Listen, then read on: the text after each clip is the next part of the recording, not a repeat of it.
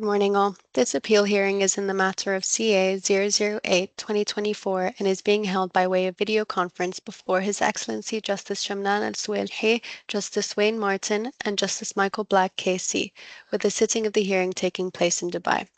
Any orders or directions made during the course or after this hearing will be issued by the registry in Dubai on the judge's instructions. The applicants are represented by Clyde & Co. Lead counsel is Mr. Nicholas Craig, KC. The respondent is represented by Charles Fussell and Co. Lead counsel is Miss Zoe O'Sullivan, KC. Thank you. Good, thank you. Mr. Craig. Good morning, Your Honours. You've heard, I think, who is representing who in this appeal. I hope that you've had an opportunity to read the judgment, the grounds of appeal, and the skeletons. Yes. And as will be apparent, this appeal concerns essentially whether the judge was right to conclude that what is a standard market sanctions exclusion in 4 reinsurance contracts does not apply, and therefore his conclusion that the appellant reinsurers are liable to indemnify the respondent. Now, that decision involved essentially, firstly, deciding on the meaning and effect of the sanctions exclusion as a matter of DIFC law, and then secondly, deciding on the meaning and effect of a small number of US statutes. Now, in connection with that second question, the judge had the assistance of evidence from US lawyers. Now, however, as we explain in the skeleton, the judge's decision is wrong. It is not only obviously wrong as regards the meaning and effect of the US statutes, which he was required to construe, but also it's wrong because he failed to consider one of the main issues in dispute, and also, we say, failed to give reasons for his decision. Now, we've set out in the skeleton argument in some detail what we say, and I'm not going to repeat in my oral submissions everything that is stated there, because obviously we've got a relatively limited period of time, but I stand by those arguments. But what I do intend to do for the purpose of this appeal hearing, the oral hearing, is to structure my submissions as follows. First of all, I intend to set out very briefly the relevant background. Secondly, I want to look at the sanctions exclusion clause itself and to consider, in the light of its terms, what exercise was required to be carried out by the judge and what's required to be done in this court. And then thirdly, I'm going to look at the first statutory provision, which we say is effective to cause the exclusion to bite, namely section 560.204 of the Iranian transactions and sanctions regulations, which prohibits the export of services directly or indirectly to Iran. And then fourthly, I want to look at the second of such provisions, which is section 560.208, which prohibits the facilitation of transactions by foreign persons where such will be prohibited if performed by a US person. So first of all, dealing with the relevant background, the claimants are all, as there's no dispute about this at any stage of the proceedings, insurance and reinsurance companies which are ultimately owned by US companies, and so they have to comply with US sanctions provisions. The judge records that at paragraph 3 of the judgment, which is at A1 page 3. Sorry, just before I go on, in terms of references, is it helpful to have just a page number, or would you like the section number plus the tab reference? Well, speaking for myself, the tab reference is of limited utility because I don't have a hard copy, so I'm working off the page number is most convenient for me, but I'll ask the other members of the court what's best for them. That's the same for me too, please. Yeah, same thing. Thank you. Okay. So I'll just get, if I may, I'll just give the page numbers of the bundle. Yes, yes. And sorry, just also on that, I understand that the authorities bundle is an entirely separate PDF, which everybody has separately and is not in the electronic hearing bundle. Is that also your understanding? I wasn't aware of that. There is, I think, a revised bundle with 18 separate authorities. Okay, I don't seem to. So I have that as a PDF, so hopefully that won't cause any problems. But I should hopefully be able to direct you to the relevant authorities when I get there. But anyway, going to the background, the judge records at paragraph 3 of the judgment the fact there's no dispute that each of the claimants is either a US person within the meaning of ITSA. Sorry, a US person or is owned and controlled by a US person with the meaning of ITSA. The defendant, QIC, is, as its name suggests, a Qatari insurance company with a branch office in Deira, Dubai. Now, in November 2014, QIC issued a comprehensive crime and professional indemnity insurance policy to UAB, United Arab Bank, in Sharjah for the period of November to November 2014 to 15. The policy is at tab G, page 478 of the bundle.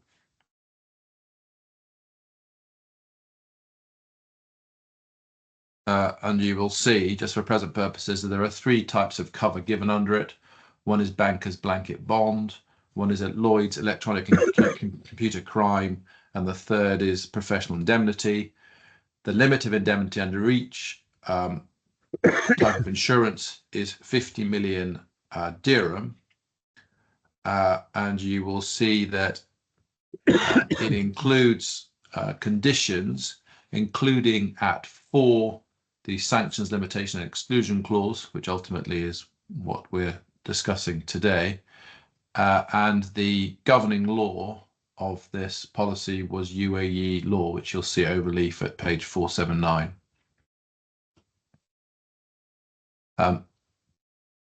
Going back to the judgment at paragraph 6, which is at page 4, all of the risks under the policy were ceded to reinsurers, and QIC retained no proportion of the risk itself. Now, QIC's own manager described the arrangement in a witness statement filed in these proceedings a few years ago, and this is at tab. Sorry, I'm giving you the tab number. It's at page 855 of the bundle.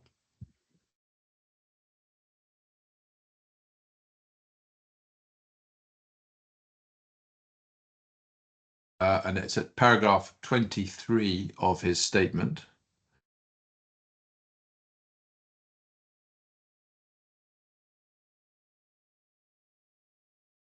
And you will see that he says, QIC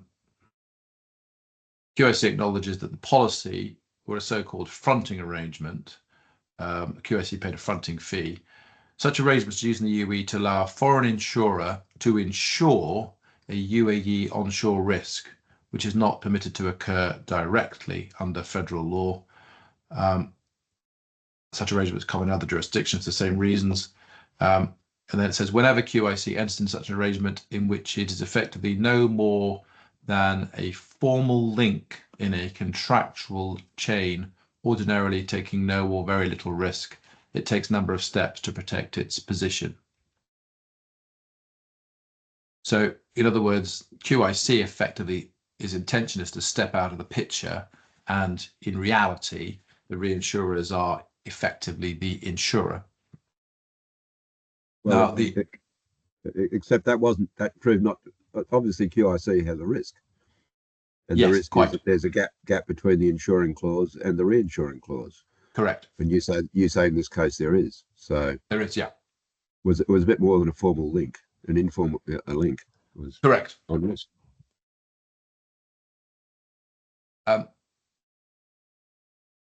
Going back to the judgment, the reinsurance was by way of a 5-layer program, and that is described at paragraph 7 of the judgment.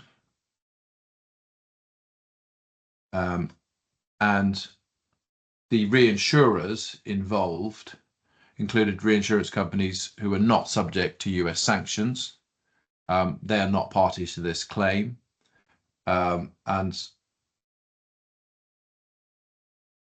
so essentially, I mean, as the judgment says, the reinsurers in various layers, not in bold, do not fall within the description ultimately owned by a US company, and therefore they're not participating in the proceedings. The reinsurance contracts are at section G of the bundle. I'm not intending to go there at present, but I will come back to them for the purpose simply of looking at the sanctions exclusion, which is set out at paragraph 10 of the judgment. Also recorded in the judgment, starting at paragraph 12, is the fact that in about March 2015, an employee of the bank colluded with a third party to misappropriate just over 36.5 million dirham from the bank account of one of its customers, a company called Alpine Enterprises Trading Company, and is recorded in paragraph 11 of the judgment. Alpine is incorporated in Hong Kong, and it's owned by 3 Iranian nationals who are ordinary resident in Iran and therefore subject to the jurisdiction of Iran. As a result of that, transactions with it by a US person, either directly or indirectly, are prohibited. And the judge himself seemed to recognise that at paragraph 32 of the judgment, page 13. Now, the details of the misappropriation are set out in the judgment of the Court of Cassation in proceedings brought by the bank against QIC under the policy. And this starts at page 832 of the bundle.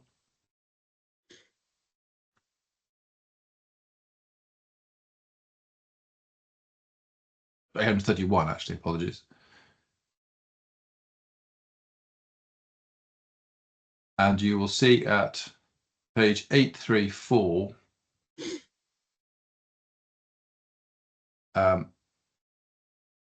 it refers to the fact that an employee at the bank, in cooperation with a third party, embezzled 36 odd million dirhams from the account of a customer, namely Alpine, a Chinese private company located in Hong Kong.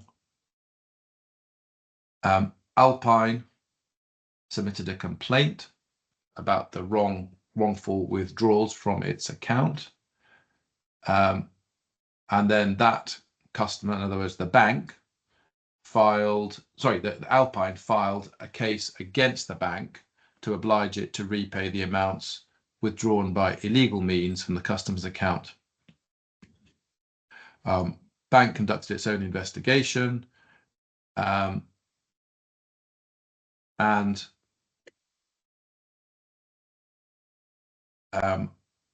after that investigation, a criminal investigation was started, and it ultimately resulted in the conviction of the 2 individuals involved in the fraud. While those criminal proceedings were going on, the civil proceedings was effectively stayed. And you see that at the bottom of the page, where it says, as a result of penal case, the court of first instance decided to suspend the case submitted by Alpine until deciding on the penal case. After those proceedings were concluded, you will see that it says this is at page 836. In view of proving the crime on the bank employee, and whereas the complainant bank is liable towards its customer, Alpine, all the amounts embezzled by the bank employee under the rule of bearing the sponsor subordinate liability for their acts, and to avoid accumulation in favour of the customer, and after consultation with the defendant, the bank concluded a settlement with Alpine. So in other words, the bank settled with Alpine on the basis that it had effectively vicarious liability for its employees' acts. That's the basis upon which the bank paid Alpine, and of course that's the basis upon which then the claim for an indemnity under the crime policy is made by the bank against QIC. Now, although QIC approved the settlement, it disputed liability. But Mr. Craig, there was no misappropriation of Alpine's property, was there? It was a fraud against the bank, because Alpine didn't have any property in the account. When Alpine deposited the funds are fungible. They went in the bank's general account, and Alpine had a shows of action against the bank. So the funds that were stolen were funds of the bank. They weren't funds of Alpine, were they? Well, the bank, for the purposes of I think they were for this purpose. Yes, they are properly. Why? It's proper. How can that be right? Because there isn't a sack of money sitting in a safe somewhere in a bank representing a customer's deposit. Not like gold bars or bearer bonds or something of that sort. When cash is deposited, it goes into the fungible account. It's a fungible commodity. Yes, that may be the case, but what's been decided here in relation to the basis on which the claim has been settled is that the liability for the loss arises from the vicarious liability of the bank for its employee. In other words, that's not the question I'm asking. The question I'm asking is what property, who was the owner of the property which was taken, misappropriated, and surely the answer to that has to be the bank.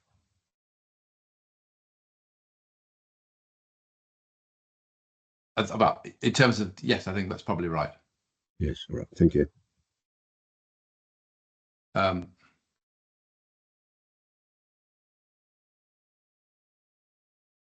Isn't the point irrelevant in any event when one looks at the insuring clause? Because what is being insured is a loss to the bank, and whether the bank paid up under a theory of vicarious liability or under a theory of breach of mandate, it's a liability of the bank which causes the bank loss.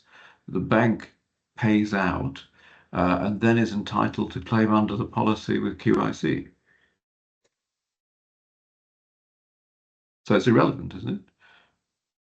Well, for the purpose of establishing its loss, it probably has to. But I mean, this is we're getting into territory in a second. I mean, we consider the loss to be utterly irrelevant because one has to look at the overall scope of coverage and decide whether or not there's a benefit, as you'll see, to the. Right. Well, we'll come to that because the sanctions clause uses the word "to the extent," so you've got a problem ahead of you on that line of argument. But just taking it a stage at a time. And it's not hugely apparent from the judgment, but shouldn't the focus first of all be upon the insuring clause and then the reinsuring clause to see precisely what risks the particular facts of this case entail? And the first risk was loss to the bank. The bank then claims against the insurer, and equally the insurer has to pay out, doesn't it, in order to make claim under the reinsurance contract. So I'm not entirely following. So at each stage, the first stage is bank suffers loss. Bank then makes claim under the insurance policy granted by QIC. So there has to be a loss before the QIC policy responds. But equally, the insurer has to pay out before the reinsurance responds. Well, it doesn't necessarily have to, but yes, that would be the normal way of things. Well, yes. Yes, I mean that's what the policies say. Yes. Yeah, that's all I'm saying. Yeah.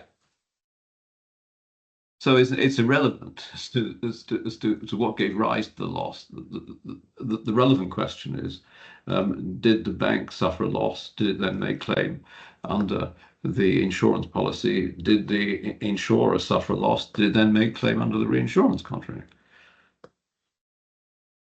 Yes, for that purpose, yes. Yes, and then once you get there, we get to the point that you're talking about, which is the sanctions clause. And I understand your argument to be, well, the sanctions clause renders the entirety of the reinsurance cover ineffective because the policy grants, for example, liability insurance, and therefore would open the reinsurer to sanctions. That's where you're going, isn't it? We don't say that we don't say it renders the entire reinsurance ineffective. We say it only renders it, effectively suspends it as regards any cover which might extend to a sanctioned person. So in other words, in this case, say the only customer that the bank had who had Iranian connections was Alpine, then in terms of the bank's business, the only exclusion effect, the only person excluded from cover, the only part of its business which is excluded from cover is that which involves Alpine and no other. So the issue, therefore, on your argument is whether or not the reinsurance covers Alpine. Yes. Yes, that's precisely it. So we say that it carves out, and that's on the basis of, first of all, I mean, that was the view of Mr. Justice Tier in Mammon Cochet. Effectively, you just cut out from the cover that bit which applies to the sanctioned activity, which in this case is engaging with Alpine.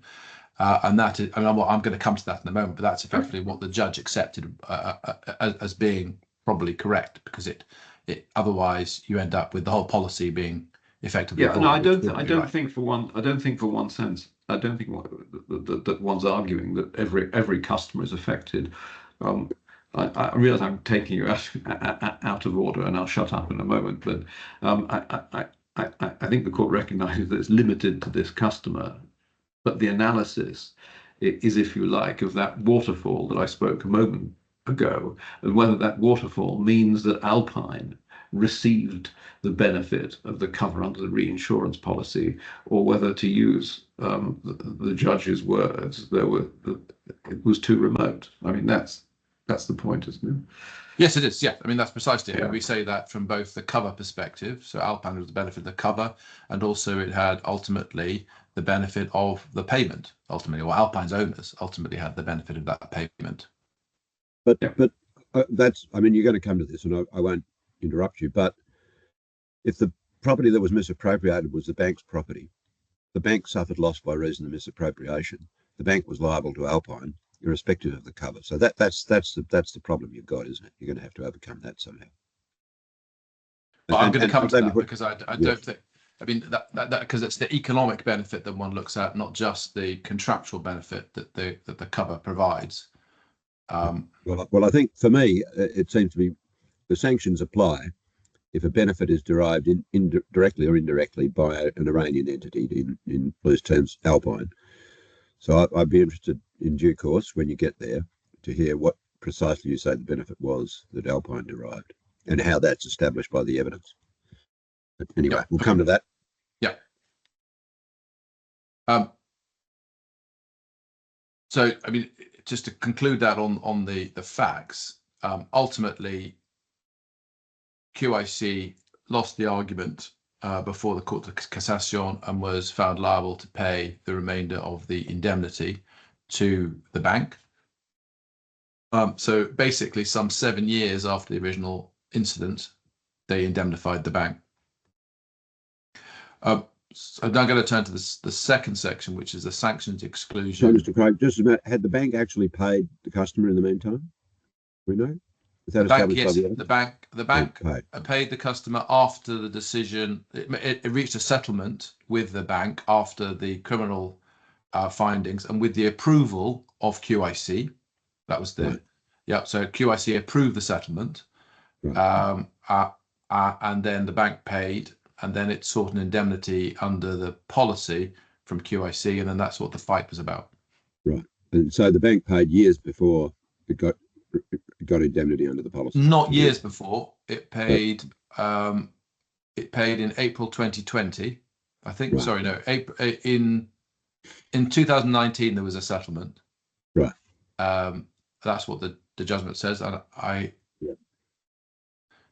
So in other words, 4 years after the incident, the bank paid, and then it started proceedings against QIC because QIC wasn't paying, Yeah.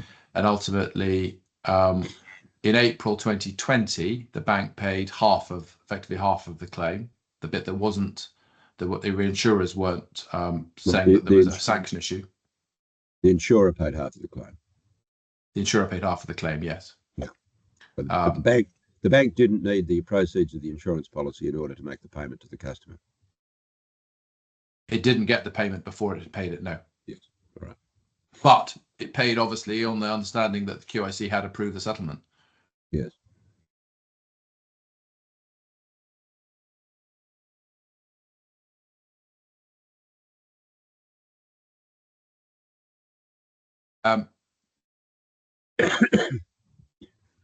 Now, in relation to the sanctions exclusion itself, as I said, it was set out at paragraph 10. It's also it's repeated in the various policies, but the original version in the primary layer you can see at page 519.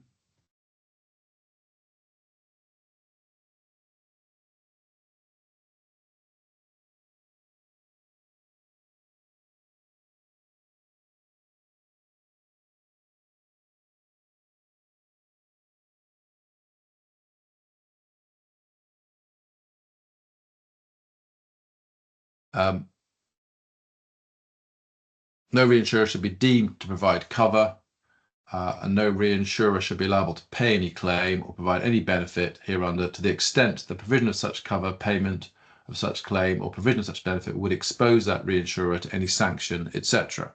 So we say there are effectively two exercises to be carried out. The first is the question of construction of the clause, which is a question of DIFC law, and then to assess whether there's any relevant prohibition or sanction, and that is a question of the meaning and effect of a number of US statutory provisions. Now, as regards to the first exercise, we say there's a relatively straightforward reading to separate the parts of the clause. So the first part is that no reinsurer should be deemed to provide cover if such would expose the reinsurer to US sanctions. And then equally, no reinsurer should be liable to pay any claim or provide any benefit if such would expose the reinsurer to US sanctions. Now, the judge followed the decision of Mr. Justice Tier in Mammon Cachet on the interpretation of would expose to, and that's the judgment at paragraph 10, and we don't challenge that. And then also he accepted, and I will ask you to look at paragraph 69 of the judgment, which is the point I raised a few moments ago in relation to the carve out of cover.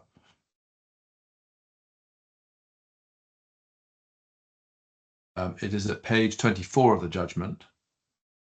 And he says, should note one point made by counsel for the claimants. He submitted under reference to Mammon Cachet, the effect of the sanctions clause is not to make all cover void or ineffective. Rather, the exclusion is expressly limited to that part of the cover or payment of a claim which would expose the reinsurers to sanction. He submitted there's no cover sanction activity and no liability to pay any claim arising from sanction activity, but that was as far as it went. What the exclusion does is to carve out from the cover that little bit of activity which is sanctioned, but leaves the rest of the cover intact. In other words, it simply cuts out the particular customer Alpine and any loss that might be suffered by that customer from the scope of overall cover. And he said, I have no difficulty with the generality of this submission. And he said it makes the consequence of any potential infringement of the sanction regulation less extreme. But now, and back, you accept that the burden is upon you to prove on a balance of probabilities that the particular activity would give rise to a sanction, not merely the risk of sanction. correct. Yeah. Okay. Thank you. Yeah. Now, we say that despite the two separate parts of the clause, the first part is the cover point, and the second, the payment point, the judge failed to deal with that coverage point. And going back to the judgment at paragraph 30,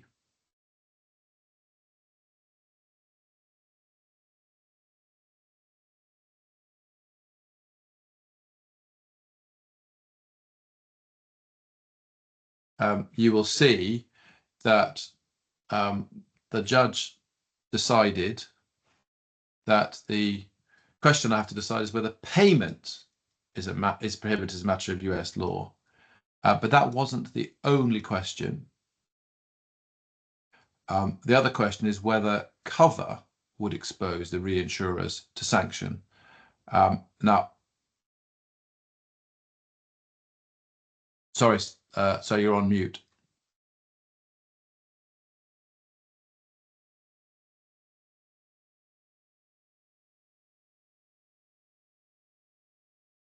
I'm puzzled by that because it just seems to me in this circumstance, this case, to be a distinction without a difference. I can understand why the clause applies to both cover and payment, but isn't the question about the ambit of cover and the obligation to make payment exactly the same? That is, whether there is a benefit which is flowing to an Iranian entity which would attract a sanction. So, in other words, why does it matter that the judge didn't address cover but only addressed payment? But because the cover, it's because you don't focus on whether or not the payment is there. There are two separate parts to this. The first is whether the cover provides any kind of benefit, we say. And so that's the first question. So for that purpose, one looks not just at the particular loss, but actually at the overall extent of the cover provided under the policy. Because otherwise it would have no meaning. Otherwise, in every case, for the purpose of this clause, you would simply say payment of a claim would expose. And that's obviously based on the particular loss that arises. But this is very different because the clause provides expressly that the cover may provide. So this part of your facilitation argument, is it? No, this isn't the facilitation. This is the provision. So there are that's to confuse. So there are 2 points, 2 parts of the argument. The first is you look at the clause itself and divide it we've divided it into the 2 bits that one has to look at. So the question is either does the cover or would the cover expose the reinsurers to sanction? And secondly, would payment of a claim expose reinsurers to sanction? And then for the purposes of assessing whether or not there is a sanction, you then look at, first of all, whether or not there were services being provided. That's the section 5.6, which has nothing to do, which isn't facilitation, although there's a crossover. So is the cover effectively the provision of services to Iran? And then the second point is, would payment of the claim be effectively a payment of monies to Iran? And then the third point is, does the cover facilitate the provision of services? And then equally, does the payment of a claim facilitate the payment of a claim? So it's not so, and that's the error the judge fell into, which is that facilitation equals cover point, the cover point. That's I'm not sure that's right. If you go to paragraph 69 on page 24 of the bundle, doesn't he address your first point? Sorry, paragraph 69. Page 24 of the bundle.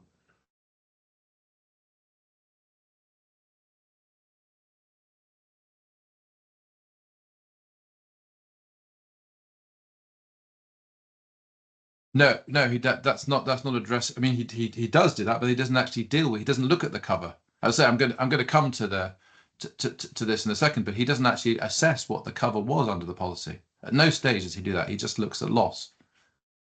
And the confusion of the judge is apparent from paragraph 50.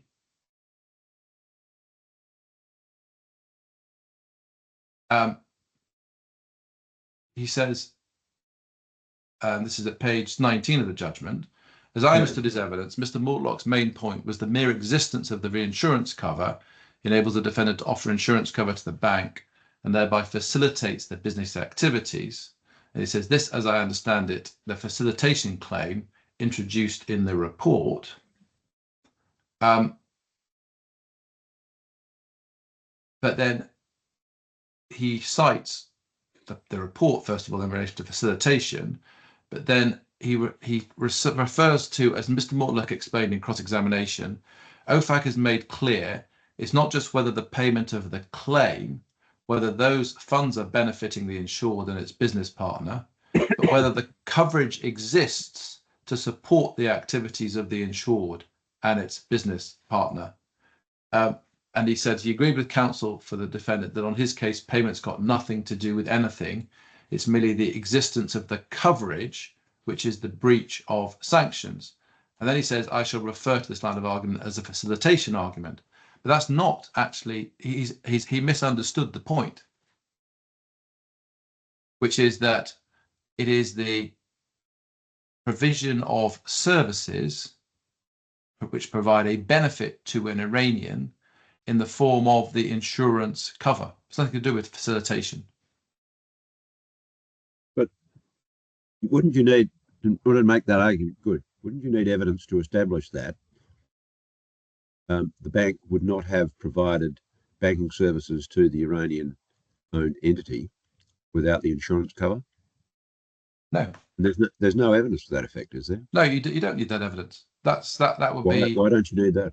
Because for the purposes of showing a benefit, you look at the overall economic and financial side of things. You don't look at the benefit to the Iranian entity. The benefit the Iranian entity received was banking services. So the question is, did the insurance policy from QIC, which you say was enabled by the reinsurance policies from the American insurers, did that facilitate? Did that somehow lead to the bank offering services to its customer? Now, you'd need evidence of that, wouldn't you? That the bank was influenced in the services that it offered to a range of customers by the fact that it had a policy. That's not the way the sanctions work. Well, we'll come to this in a second, but you don't need to show that the particular, for these second purposes, insured took out the insurance effectively, or for the did it to protect its business in that way. But the insured is the bank. Yes. So in other words, you've got to get the benefit. If the insured was the Iranian entity, no problem, game, set, and match. Yeah. But the insured is the bank, so the bank was protecting itself from loss in the general course of its business, and that business presumably extended to a whole lot of people who weren't Iranian. So what you need to show is that somehow or other, the provision of this policy and the reinsurance that you say facilitated the policy enabled the bank to do business with Iranians.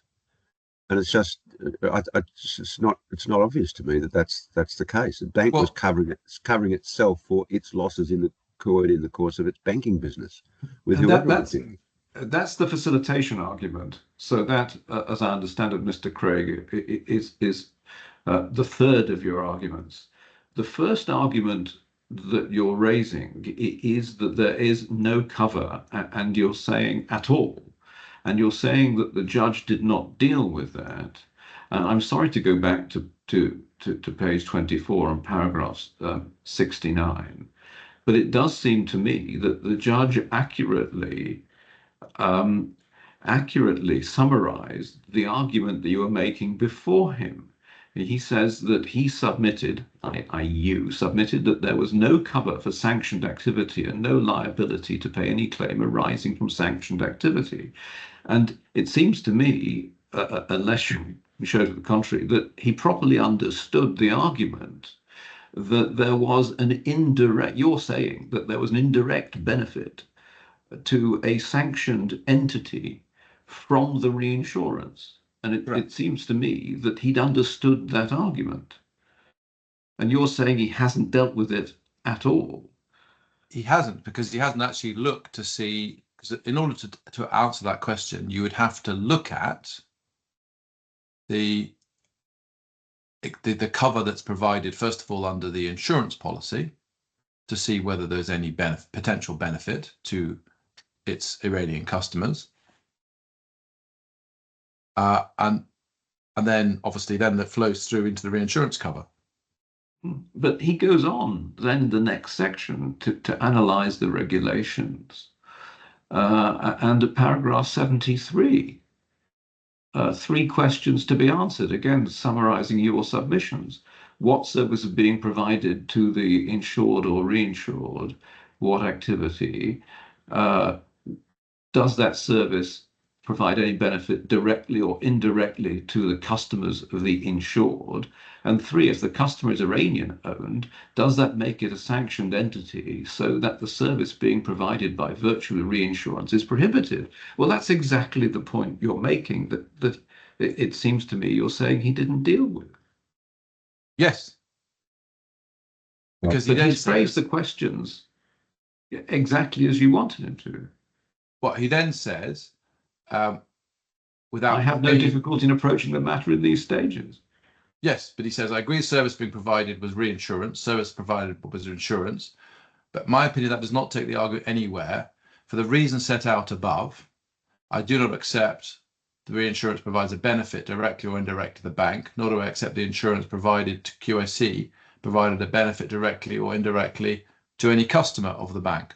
So your point is he didn't deal with this at all. He quite clearly has dealt with it. So your point must be that he's wrong in his conclusion, not that he didn't deal with it.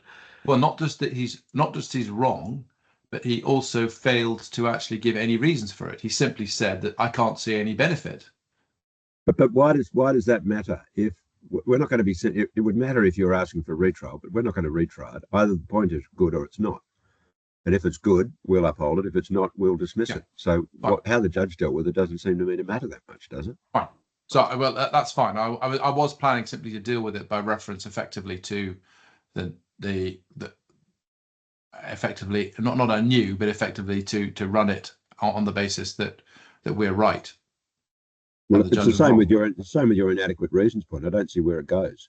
Either you've got to persuade us that there was either no cover or no obligation to pay under the policy, and you have to do that on the evidence that was before the judge, and his reasons, whether his reasons were adequate or not, doesn't really matter, does it? Fine. No, it doesn't.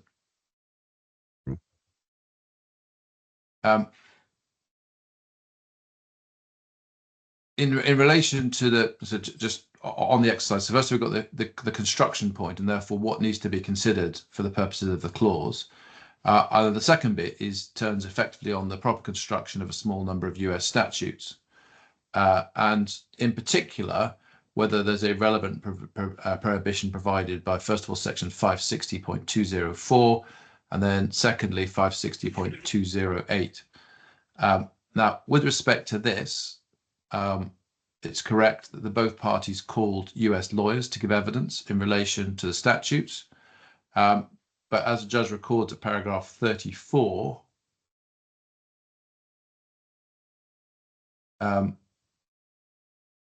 essentially, decision of foreign law is a finding of fact of a peculiar kind, and one in respect of which it's essentially appropriate for the court to exercise its own judgment.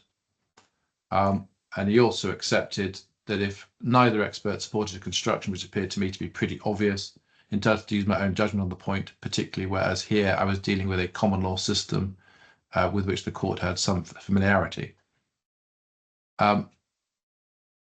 Now, we say, and I'm not sure how far I need to push this, that the decision on foreign law is effectively susceptible as an error of law. And the reason that we say that is we refer in particular to the decision of MCC Proceeds and Bishopsgate, which in the authorities bundle is at page 9.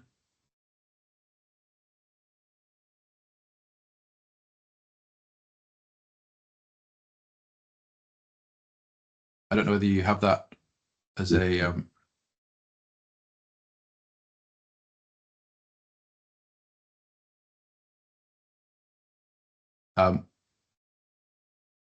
so MCC was a subsidiary of the Maxwell Group and owned shares in Berlitz. Some of those shares were pledged to Credit Suisse and another bank without the authority of Macmillan. And when the Maxwell Group failed, those shares were sold, and Macmillan sought to recover the proceeds of their sale. And the banks claimed that they were bona fide purchasers for value in good faith without notice of MCC's claim. Now, at first instance, Mr. Justice Millett held that applying New York law, which was the applicable law, the banks were bona fide purchasers.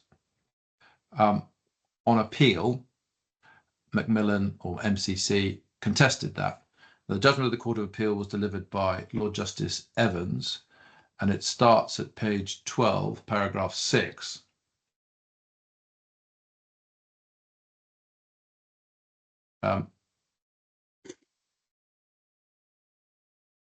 And talks about, first of all, what an error of law and the way that proceeds slightly different, obviously, in this court and also in the English court now. The same is true of issues of fact. So the point is the court exercises its own judgment independently of, they're not uninfluenced by the views of the trial judge. Same is true as issues of fact, though the inquiry takes a somewhat different form.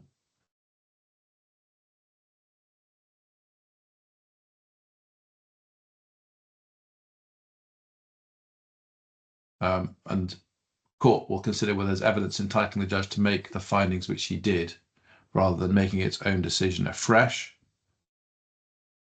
And then paragraph 9, what is the correct, effectively the question, what is the correct approach when an appeal is brought against the trial judge's findings on issues of foreign law? Issues of fact, but they are factual issues of a peculiar kind. Paragraph 10, common ground, evidence of expert witnesses necessary for the court to find foreign law is different from English law. In the absence of such evidence, must resolve issues by reference to English law. So then the question was, we come to consider what the court's approach should be when the trial judge has heard expert evidence to foreign law and made findings which are challenged on appeal. What difference does it make that these are findings of fact, but of a peculiar kind, because they are concerned with issues of foreign law? And then he says, in our judgment, the answer varies according to the nature of the issue which arises in the particular case and the kind of decision which trial judge and the Court of Appeal called upon to make. Sometimes the foreign law, apart from being a foreign language, may involve principles and concepts unfamiliar to an English lawyer. English judges' training and experience in English law, therefore, can only make a limited contribution to his decision on the issue of foreign law. But the foreign law may be written in the English language, and its concepts may not be so different from English law. Then the English judge's knowledge of the common law and the rules of statutory construction cannot be left out of account. He is entitled and indeed bound to bring that part of his qualification to bear on the issue which he has to decide, notwithstanding it's an issue of foreign law. There is a legal input from him, in addition to the judicial task of assessing the weight of evidence given. Same applies in the Court of Appeal. When and to the extent the issue calls the exercise of legal judgment by reference to principles and legal concepts which are familiar to an English lawyer, then the court is as well placed as a trial judge to form its own view.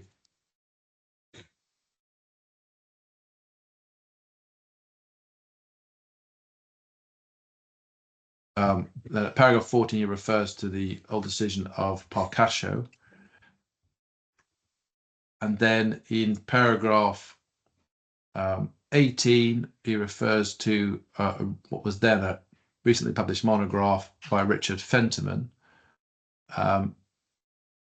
where he says it's a recurring theme in this work that although characterized as facts, foreign laws are not invariably treated as such in English practice.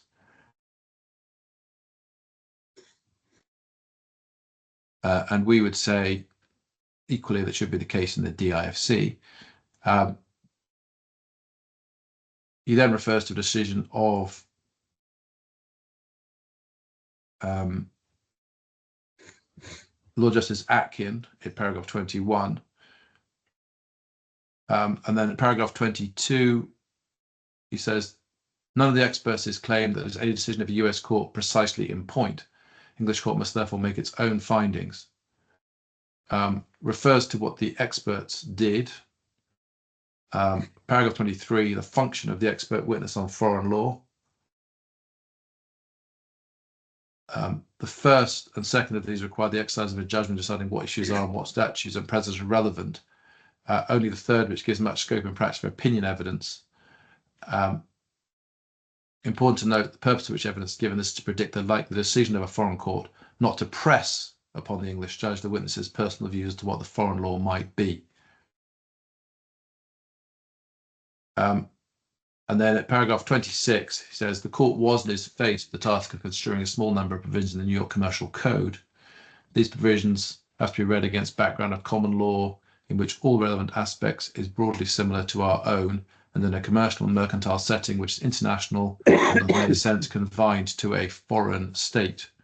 The English judge can properly be informed of factors which the New York courts would be likely to find influential, or the sense in which the words in English language might be differently understood in New York, and of any special considerations, etc. That said, however, the judge's task is to interpret the statute assisted by submissions from counsel. It is not made easier by prolonged debate with each of the expert witnesses, etc.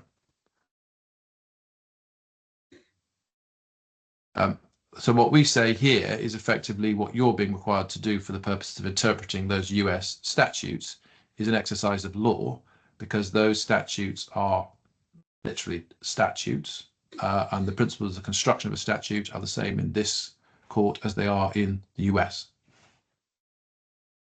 There's some DIFC authority on this, isn't there? There's a decision, from my recollection, I think it's of the former Chief Justice Michael Wang, where he said that in the DIFC we actually follow the arbitration model, and foreign law is a matter of submission rather than evidence.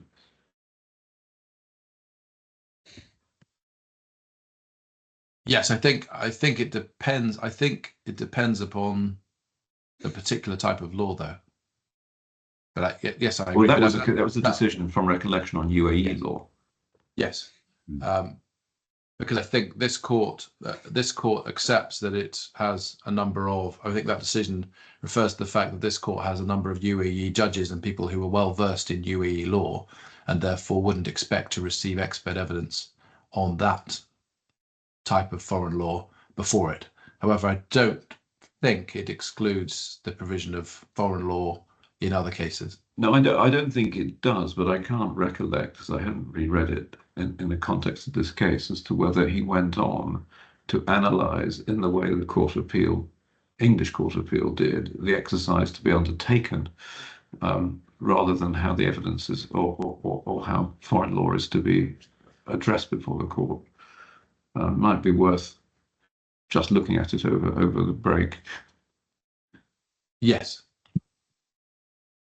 But I mean, the simple point we make, as I've said, is that this is an English written statute which this court is well able to construe in the same way that the judge felt able to do, with some assistance from the experts, but it's certainly not a question of fact per se. No, I'm just thinking this authority may actually help your argument. Yes. Dick. I think the case you're referring to is Fidel against Felicia, 2015 DIFC CA 002. It's referred to at page 139 of the Blue Book.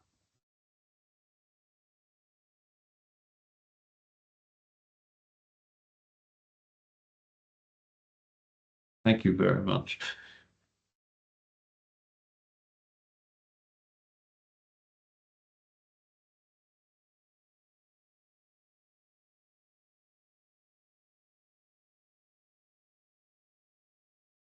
Yes.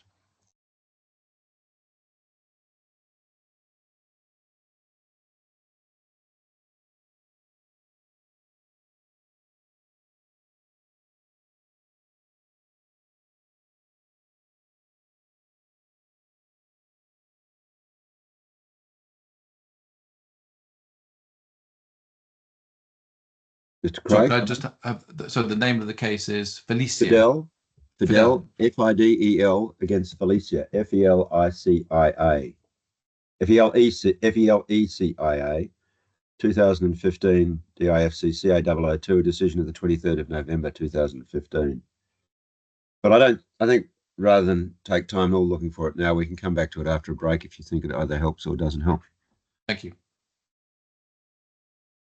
So now I want to turn to the particular sanctions we rely upon.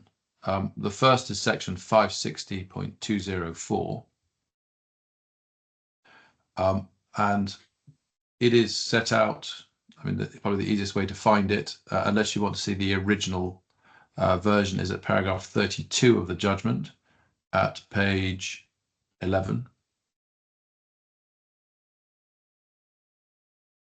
Yeah, the original's at page 777 of the bundle. It is, yes. There's no dispute that by section 560.427, this applies to insurance services, including reinsurance. And section 2.204 is further refined or defined in section 560.410, which is at page 786 of the bundle.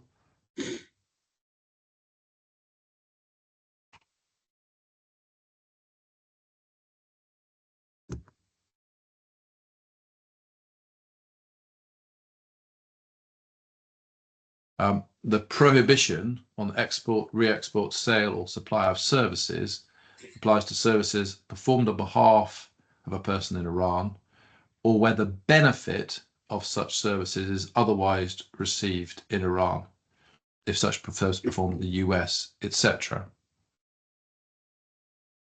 Now, going back to the judgment, the judge records at paragraph 45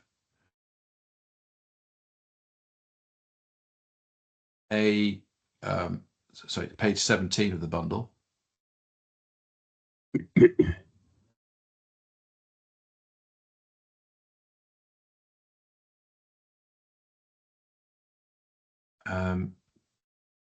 Paragraph 45 at page 17, and over to leave to 18.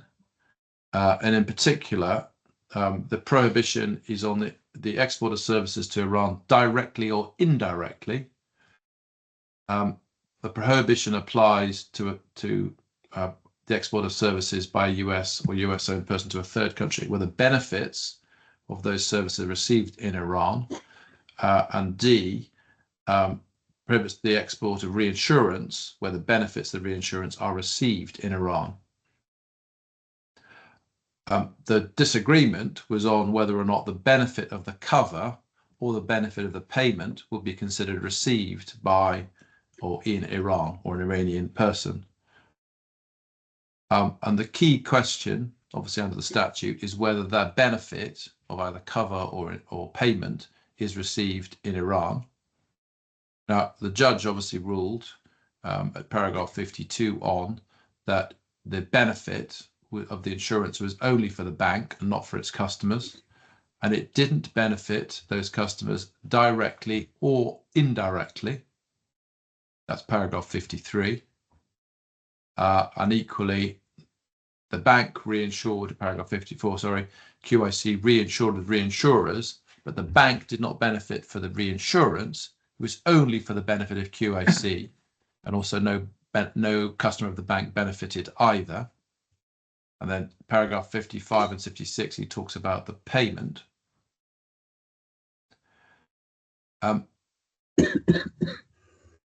We say that for the purposes of determining where the benefit of the reinsurance contract fell, both in terms of cover and in terms of payment for the loss, the judges only had regard to the contractual relationship between the respective parties, the direct benefit, and he has given no consideration to whether the other persons might obtain an economic or commercial benefit from the reinsurance.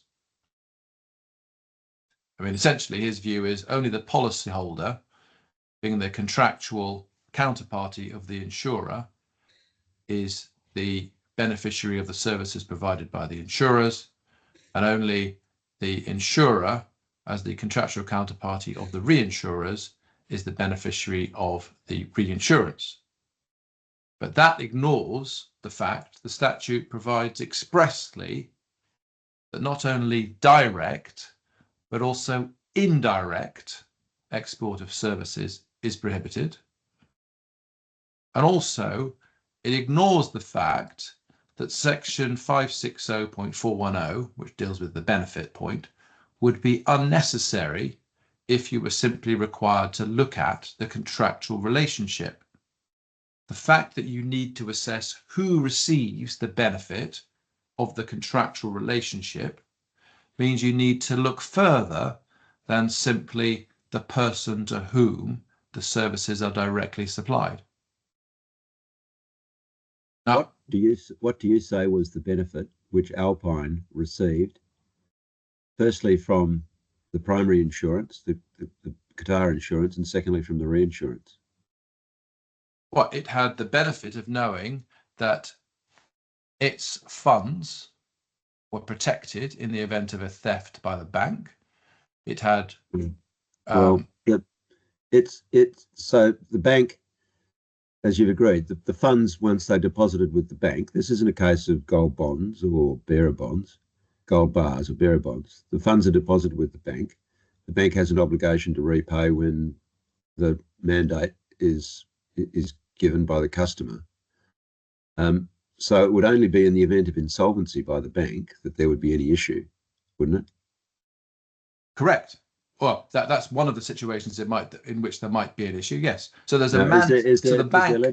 Is there legislation in the UAE which gives the benefit of an insurance policy in the event the insured is insolvent to a party claiming against the insured entity? I think it's called the third party rights against insurers legislation in the UK. Is there equivalent in the UAE? Not as far as I'm aware, no. Well, then, what benefit does it give to the customer? Well, because so the commercial benefit to it is it knows the money that it deposits in the bank, and bear in mind it is also covered. I mean, this is the point about the coverage. It is also covered by actually physical property with the bank. But did it lodge any physical property with the bank? That doesn't matter for the purposes of the exercise as to whether or not there is cover, because it's still the benefit of that cover. So as a customer, it can put gold bullion into the safe. It can do any such things. So the cover is available to it in that situation, and that is excluded. So that's the trouble with focusing on the particular loss, because that's irrelevant for the question as to whether or not there is cover that extends to Alpine. Well, that's where I started with my question to you, and we finally got to the point. You're essentially saying that because theoretically there is cover that we could say attracted a sanction, a liability cover there, because one has to distinguish, I think, between cover in relation to the bank's loss and cover in relation to the bank's liability to a third party. So let's assume, for argument's sake, that the cover for gold bars deposited with the bank is a cover for liability to a third party, and that would attract sanctions, because that is that flows directly to the ultimate the ultimate owner of the property, even though there is an insurer and reinsurer relationship. So let's assume, for argument, you're right about that. The point that I was making was in relation to the cutout in the sanctions clause, the words "to the extent that." Don't the words "to the extent that" effectively exclude the possibility of using a hypothetical example, which you're doing, to exclude cover for something which is not necessarily within the ambit of indirect cover? No, we don't accept that. I mean, the words "to the extent that" are to limit it to effectively the sanctioned individual, because, as I say, going back to the first point, you have two separate. Well, I think we've got to go back to the precise wording of that clause. Yes. Which, as you say, is a matter of DIFC law. So no insurer shall be deemed to provide cover, and no reinsurer shall be liable to pay any claim or provide any benefit under, to the extent that the provision of such cover or payment of such claim or provision of such benefit would expose the reinsurer to any sanction. Doesn't that mean that you have to, that this clause is confined not to, is confined to a concrete example and not the hypothetical example of a liability insurance situation that may well give rise to a claim that there is an indirect service and it's therefore sanctioned? No, I don't accept that, because Okay. because the so you break the clause down into I would say 2 or 3 separate parts. So Yeah. no insurer should be deemed to provide cover to the extent that the provision of such cover would expose that reinsurer to any sanction. And so the point is that in relation to the cover, to the extent that it would expose it to sanction, the cover overall, is that to the extent that there is an Iranian national involved. Okay, no, I understand that. So just so I understand your argument is that even if the particular part of the cover is not engaged in the present case, the fact that the cover is wide enough to confer an indirect benefit on a sanctioned entity is enough for that cover to be deemed void. Absolutely, that's Okay. the point. Then I understand not deemed your void, argument. but it cuts out that individual customer. Yes, that's precisely the point. Then So I that is understand exactly what we're saying. That it's Okay. that you look at the cover overall, because the point is that you look at. I mean, whether or not there's a claim, the point is that the cover is cut out for that purpose. That's what we say. So we're not talking about payment of a claim, because that's a separate part of the clause. Sure. So we have to look at the overall cover, whether or not it responds in this particular case. Correct. Okay. Then I understand the point. I mean, just more generally, with the point about the benefit of cover, I mean, as you know, legislation often mandates that persons hold certain forms of compulsory third-party liability insurance. I mean, for example, car insurance, and the beneficiaries of that insurance goes obviously further than the person who holds the insurance. Sorry, yes, it's the difference between liability insurance and property insurance. Well, we'll come to the terms of this cover, but first of all, this cover was liability insurance as well. Well, yes, professional indemnity it was cover. Professional indemnity. So again, that's another part of it. So there's that's a benefit to the people who might sue the bank. And secondly, the property that was being covered under the policy, as we'll come to, was not just the property of the bank. And if I could ask you to look at page 480.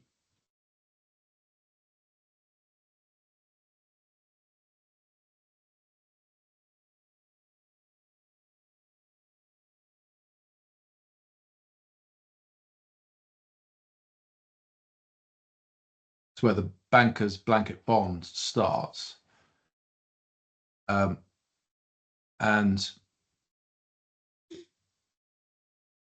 the insuring clauses start at 481. So 482 will cover the gold bars on a section 2, won't it? Yes, well, I'll come to section 2. So the first one is the insuring clause 1, fidelity. Loss resulting solely or directly from dishonest or fraudulent acts by employees, including loss of property through any acts by employees. Now, we'll come to the definition of property in a moment, but it's not just property of the bank that's covered.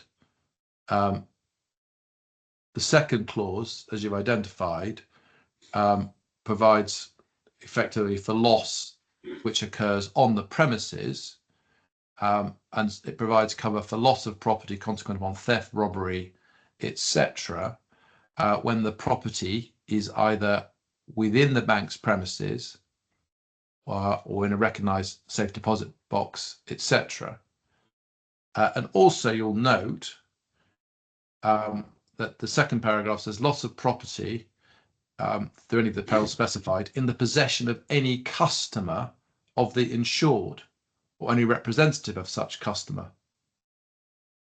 within the premises of the insured for the purpose of transacting business. So the insurance is not just for bank's property, but actually it's for property that is owned by or in the possession of the customer. And you'll also note that it says expressly in relation to that property, whether or not the insured, i.e. the bank, is legally liable for the loss.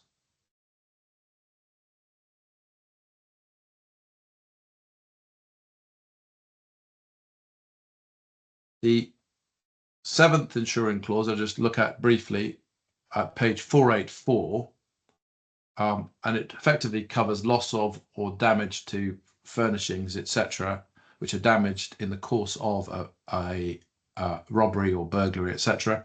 But you'll see the provision, it says, provided that the insured is the owner of such furnishings, etc. So that is not otherwise the definition of property. And we can see that also because the definition of property is at page 486.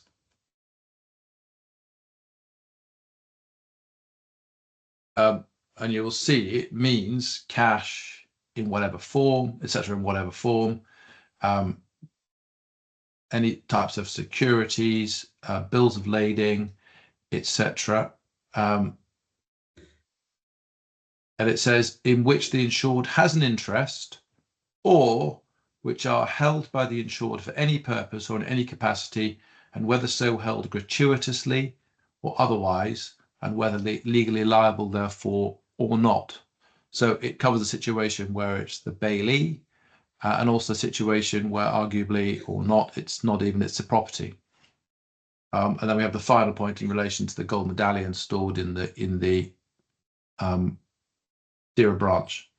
So we say that the insurance cover obviously provides a benefit to the bank's customers as well as the bank. They are probably the direct beneficiaries of the cover, and they are certainly indirect beneficiaries of the cover.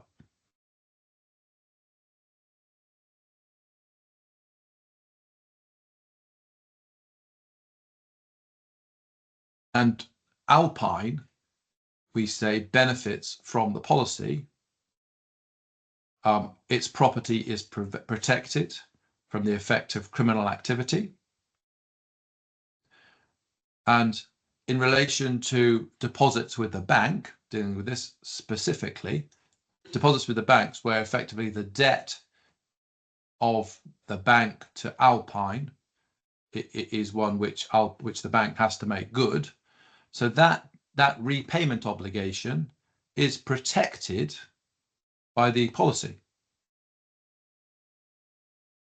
And it gets a benefit from that as well.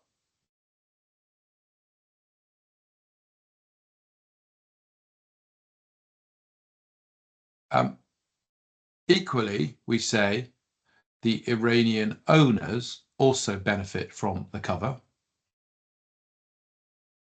It seems to me that stands to reason. If Alpine itself benefits, then its owners also must benefit, because the value of the company and their shares in it have some financial protection, because Alpine has rights of redress which will be satisfied under the policy. And we say that they are plainly, those owners are plainly indirect beneficiaries of the cover. Otherwise, that would undermine entirely the general purpose of the sanctions regulations. I mean, put it like this, you could easily thwart sanctions by simply by Iranians establishing a company outside Iran for the purposes of transacting business. And that is obviously not permissible, we would say. We say if a company is Iranian owned, the company is subject to sanctions as if it were incorporated in Iran. And we say that is clearly the way in which the sanctions regulations are interpreted. And I've set out in paragraph 58 of my skeleton, which is at page 57 of the bundle, why we say this is how OFAC interprets the sanctions, and that seems to me to be abundantly clear. And also there was ultimately no dispute between the experts on this, and that's referred to at paragraph 59 of my skeleton argument. And I can take you to that if you'd like, but I think that the point is there. I would like my learned friend to take you to the evidence, please. No, I'm afraid this is just not accepted. There was a very subtle debate between the experts as to this. It's far too crude. So also my learned friend has misquoted the expert and his skeleton. So if he's going to rely on what my expert said, I think he needs to check the transcript. Well, while you're looking for that, Mr. Craig, just so that I'm clear, I understand the argument. What you're saying is that the possibility that the bank may have been assisted by the insurance policy to make the payment due to Alpine is sufficient to, as it were, sterilise the cover, even though, in fact, as we know, the bank made the payment without resort to the policy. Is that's what you're saying? That's the second part of the argument. I haven't come to the payment point yet. All right. So I'm dealing but at the moment. The fact that, let's say, in other circumstances, completely different circumstances, there might have been a claim by the customer against the bank, which the bank could have satisfied by having resort to the policy, that is enough to sterilise the policy without looking at what actually happened. Correct. Yes, all right. Thank you. That's precisely the point. Yes. The point is that you look at the overall cover provided and whether or not an Iranian entity is the potential beneficiary of that, and not at the specific loss or the specific claim, because you do that when you're looking at the payment at the claim point. Yes.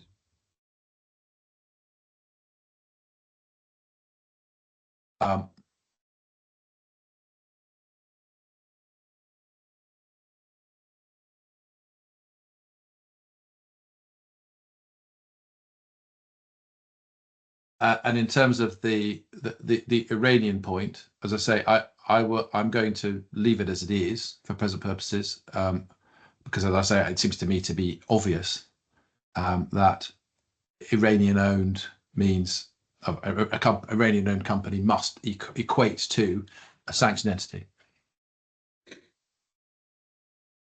Now we say all of these persons, so in other words, the bank, Alpine, and its Iranian owners also benefited from the reinsurance contracts.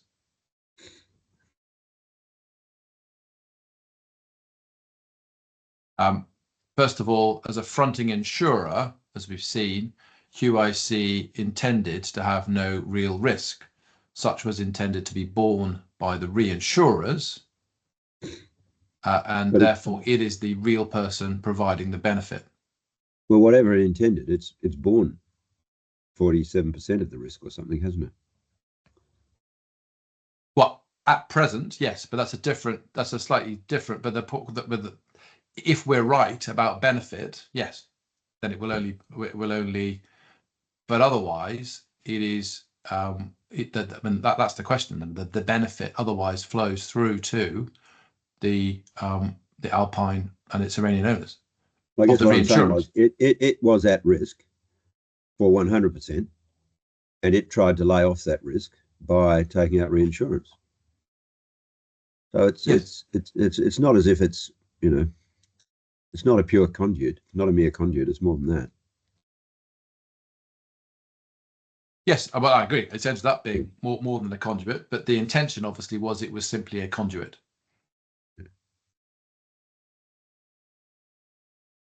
But the bank would never have a claim against the reinsurers, would it?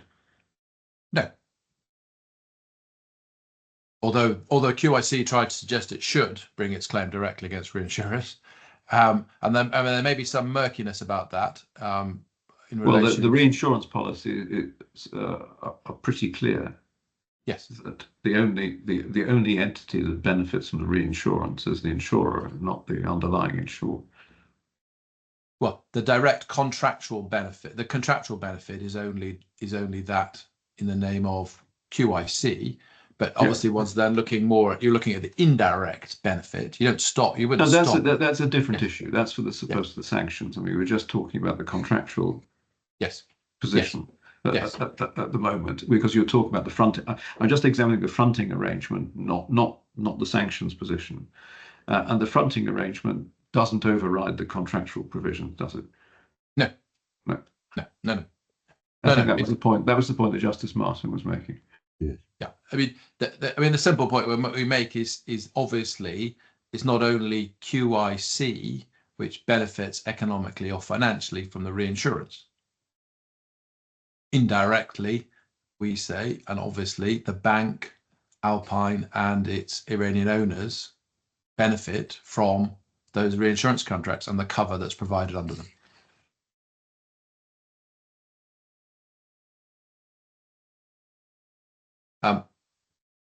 And the question as to whether or not the benefit of an insurance or reinsurance contract is being received not merely by the insured, but also those with whom the insured or reinsured deals is supported by the OFAC guidance 102, and you will see that at page 812 of the bundle.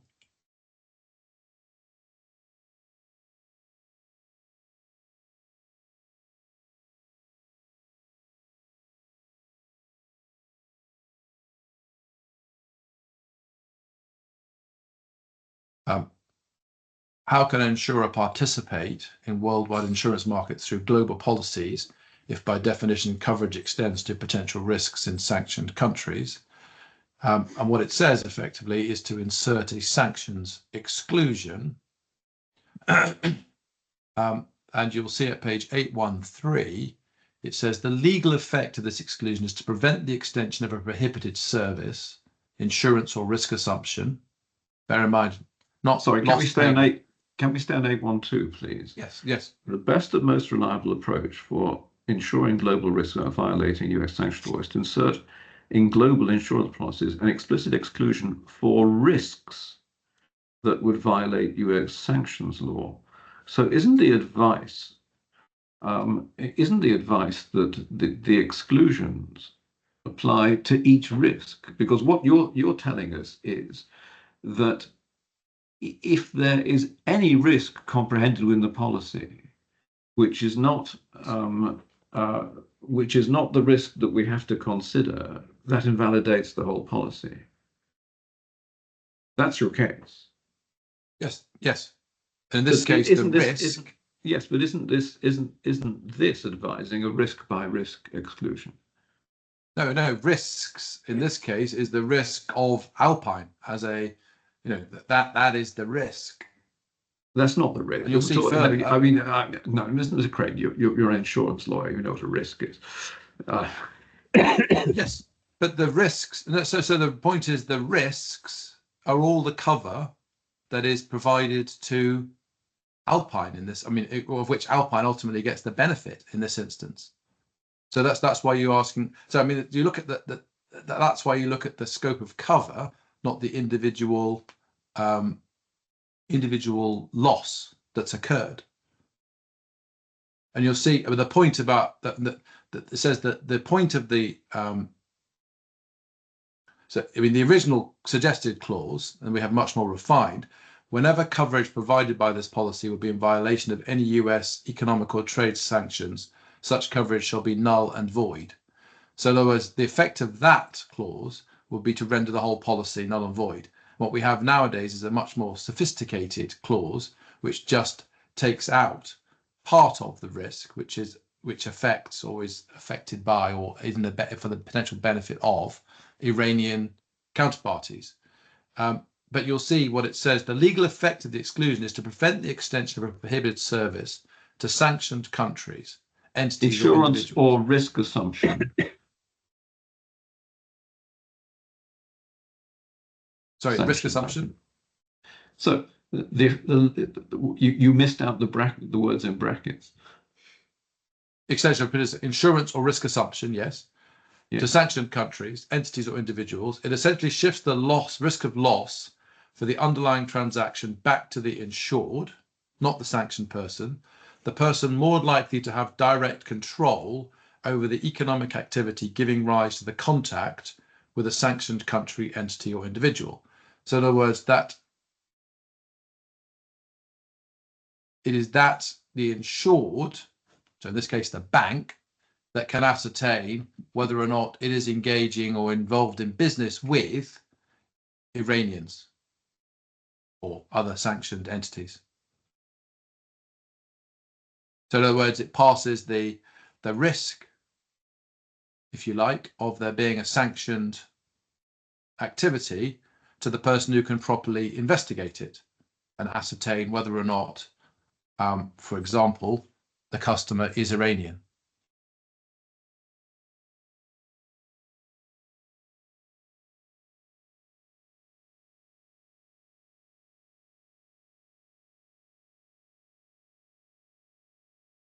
So that's why you look not just at QIC and the bank for the purposes of the insurance and the cover, but you extend that and you also look at its customers, in this case, Alpine.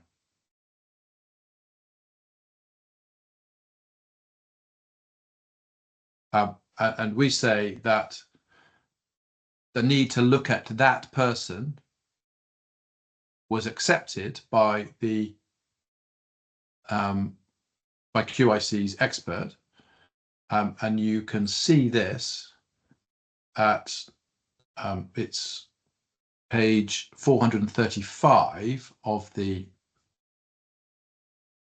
bundle.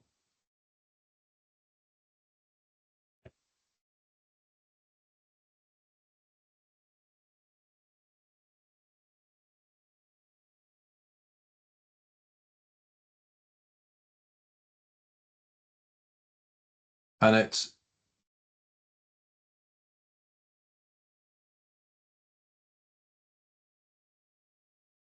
sorry, just let me back to the at page 124, so it's top of the page, right hand, starting at line 10. This was, we looked at FAQ 102.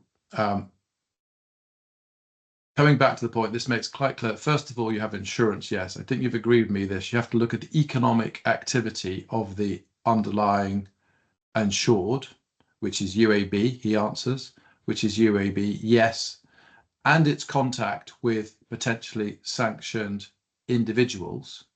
And then he says, yes. So in other words, you do look beyond simply the insured for these purposes. And Sorry, the way, sorry. This is your cross-examination of Mr. Lawler, is that right? Correct, yes. Yeah.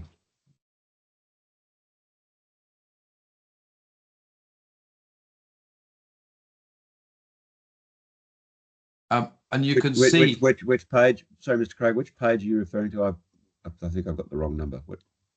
it is page 435 of the bundle. 435. Thank you. Internal page numbers, page No, that 435 will be fine. Thanks. Yes.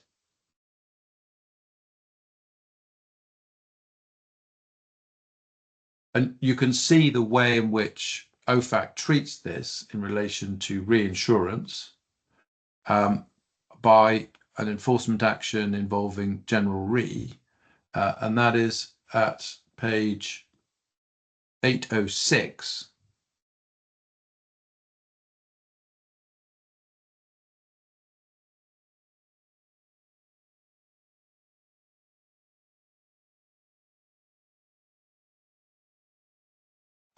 And you will see that the what it says, hopefully you found it, apparent violations consist of 2 reinsurance claim payments to the Steamship Mutual Underwriting Association Limited for losses arising from vessel operations of the National Iranian Tanker Company. Gen made the excessive loss claim payments pursuant to its facultative insurance obligation to Steamship Mutual for the coverage period, etc. So obviously the benefit of the reinsurance cover and the payments made under it doesn't stop with Steamship Mutual. It goes beyond that to look at the person with whom in this case, the reinsured was dealing, namely the Iranian entity, and it was the beneficiary of those reinsurance payments. And we can also see this from an enforcement action against AIG, which is at page 823.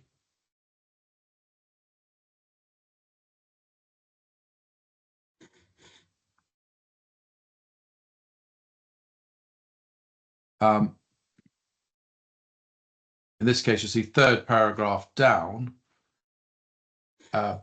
between 2007 2012, AIG engaged in a number of transactions totaling about $400,000 in premiums and claims for the insurance of maritime shipments of various goods and materials destined for or that transited through Iran or involved blocked persons. Now, there's no suggestion that the insureds were sanctioned persons. Rather, the underlying transactions involved Iran, and therefore the ultimate benefit was received in Iran. So you're looking at the underlying commercial activity,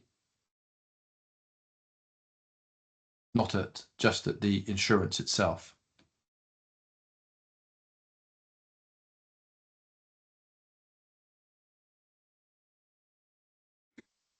So we say that the owners of Alpine, namely its owners, benefited from the reinsurance contracts because they were protected under the scope of cover from the effect of criminal activity and professional negligence on the part of the bank.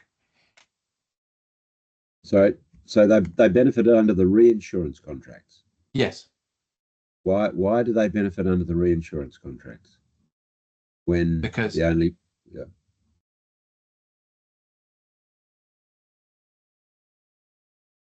well, for the reasons I've just explained, that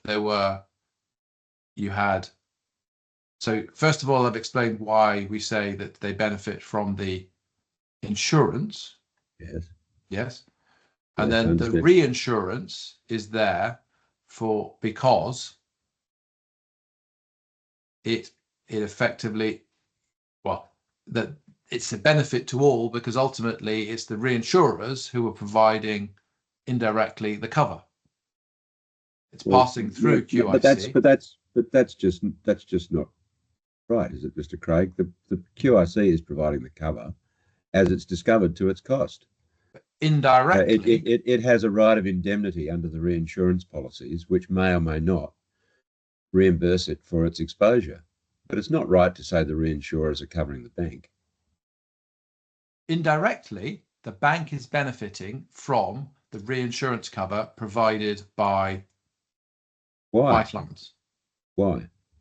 How? Why and how? Well, because the financial support, the cover that's provided by QIC is backed financially and supported by the reinsurance.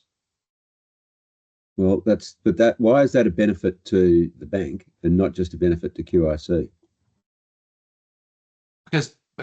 Because indirectly it's gaining an economic benefit because the insurer is supported financially by reinsurers.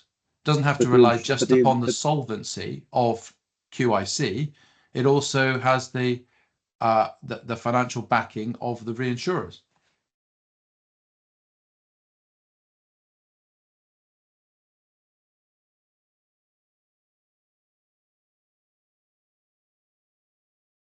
And then you go one step further, of course. You have to say that the benefit flows not only to the benefit of the reinsurance flows not only to the bank, but also flows to Alpine. Correct. Which is why I've dealt first of all with the benefit that flows from the insurance contract, which flows through, we say, to Alpine, obviously, and then why I say that, and then you look at what is the reinsurance doing, and is it providing any economic benefit in that chain? To which we say, obviously, yes. If you've got three solvent entities, reinsurers, insurers, and banks, in practical terms, there's absolutely no benefit whatever to Alpine, unless one or all of those go insolvent. So to get a benefit out of the reinsurance, the bank would have to be insolvent and the insurer would have to be insolvent. Now that's just fanciful, isn't it?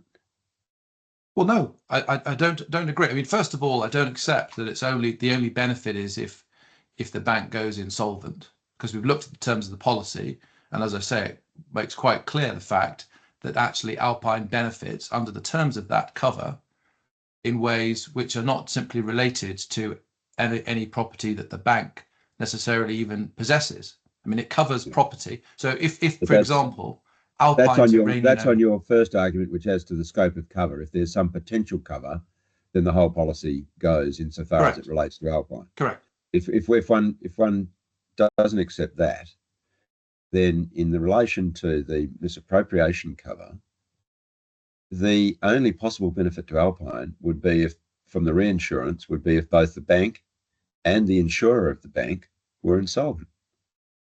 Well, that is at least a benefit. So that of itself is sufficient. But in any event, we don't agree that, because you're not just looking at they benefit indirectly from the commercial setup. I mean, otherwise, what would be that's why quite often you have a situation where an insured will want to see that the insured has good financial backing from its reinsurers. I mean, going back to the closest analogous case of page 806, Gen Re and Steamship Mutual. There's no suggestion there that Steamship Mutual was insolvent. What we see from that is simply a normal reinsurance payment to an insurer. Correct. Now, it's unfortunate. It's a very brief analysis, and it goes on to talk about breaches of Gen Re's compliance obligations, which is not the point here, because none of the entities below the reinsurer are US entities. No, but neither was. I mean, Steamship Mutual wasn't either. Yes. Well, Gen Re's got one less step in the chain to this case, doesn't it? Gen Re was reinsurance of an insurer who was insuring Iranians. Yes. Yes. So you want us to go one step further and say it's reinsurance of an insurer who is insuring a bank who was doing business with an Iranians.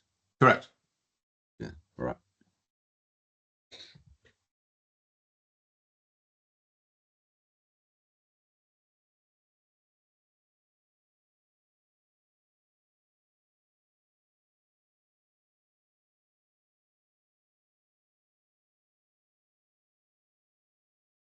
Now, we also say, this is the second part of it, that the payment of the claim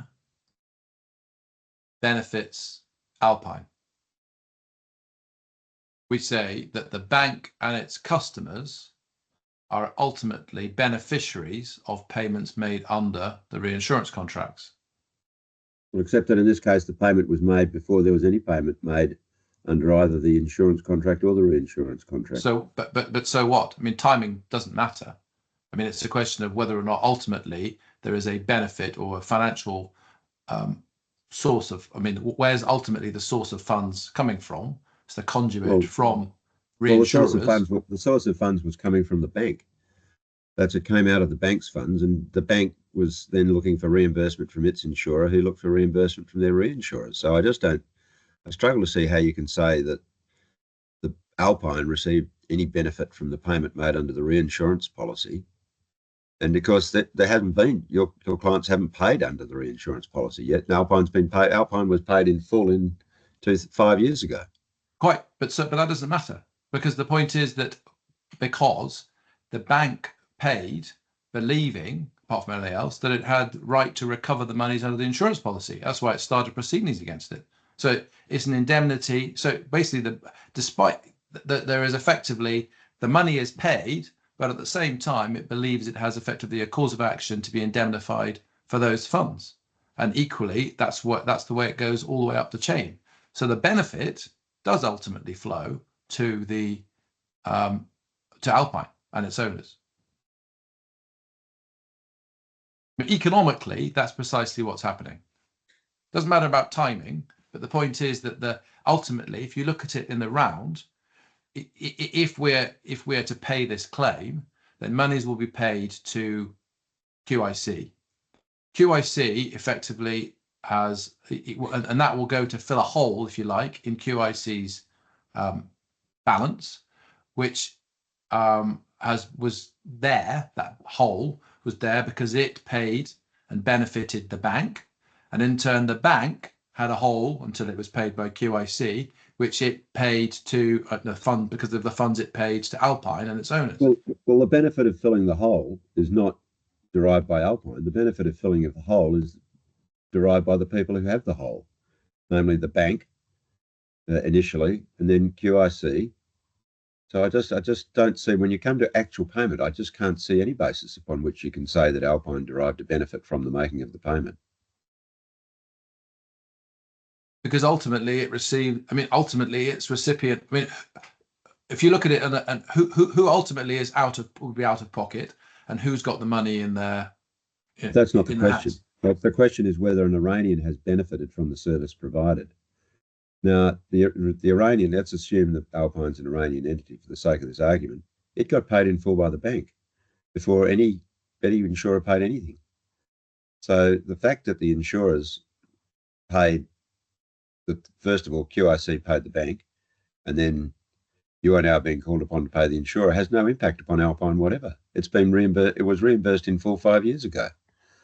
So I think I understand your arguments about potential cover and so forth, but in terms of actual payment, I just don't see it at all, I'm afraid. But perhaps I'm misunderstanding something. Well, I mean, going back to the Genri case, right? I mean, it's one step out of the yes, but the payment was made by Genri to Steamship Mutual, which had indemnified the Iranian tanker company.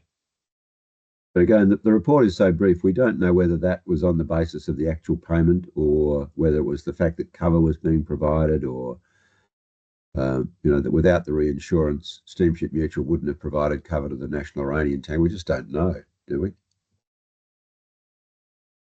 Well, the point is, none of those things were obvious. We don't know, but none of those things are obviously relevant for the purposes of the OFAC decision. I mean, the bare facts are that there was a facultative facultative reinsurance payments made under reinsurance policy. So let me just go back to Genri. But let's just apply Genri to the present situation. So the bank was doing business with Iranian. Yes. And if the bank were a US entity, then clearly it would be in breach of sanctions. It wasn't. So then QIC insured the bank. I can see that it's arguable on the basis of the Gen Re case, so the QIC may have, if it were a US controlled entity, could have a problem.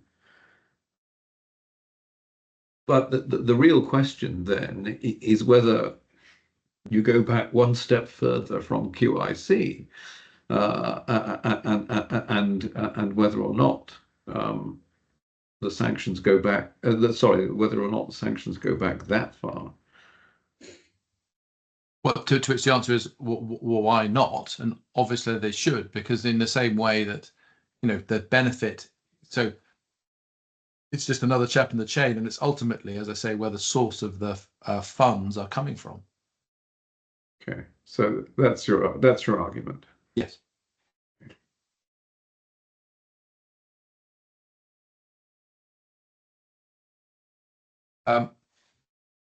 The next point, and I'm conscious of the time, it's now roughly 10 to 5 to 10.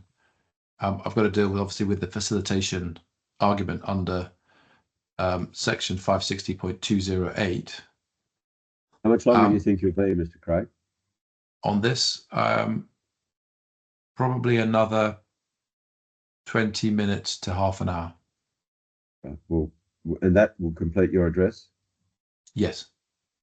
Well, is everybody okay to press on for that length of time and then take a break?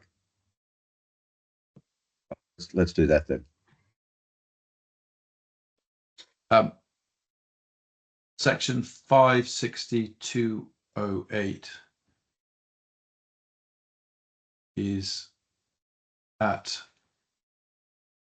page 783 of the bundle. 703? 783. 783, sorry, thank you.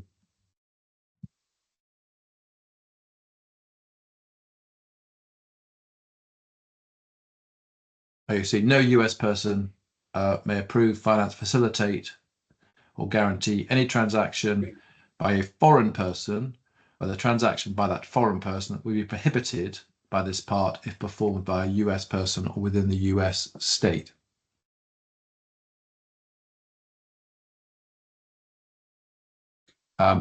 And we suggest, or I suggested in before the judge, and I think accepted in the judgment, that there's effectively a two-stage analysis to be done here. It's paragraph 80 of the judgment at page 27.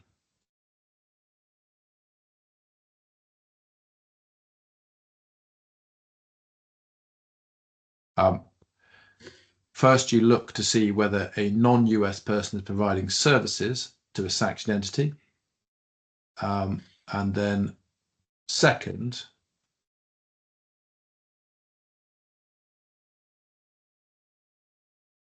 you ask whether a US person was facilitating the prohibited activities.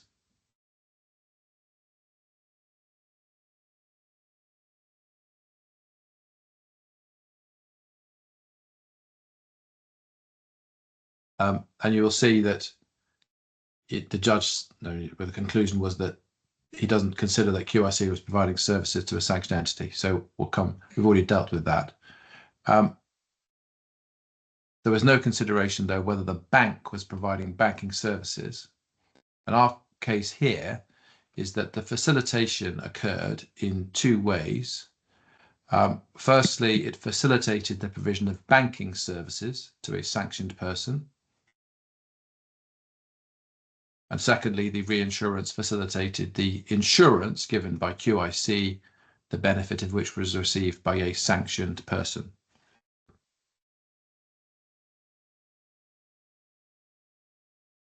Sorry, what was the second one again, Mr. Craig? Can you just repeat that for me? Yes, the reinsurance contracts facilitated the insurance given by QIC. Okay. the benefit of which was received by a sanctioned person. So again goes to the proposition that that Alpine received the benefit of the insurance policy given to the bank. Correct. Yeah. Okay. Yeah. So for that purpose, so this effectively answers that, to the extent that you say, oh no, we can see the link between QIC and Alpine, but we're not sure, but the reinsurers don't really come into it properly. But the point is they do under this provision, because they are seen to be facilitating the insurance services provided by QIC.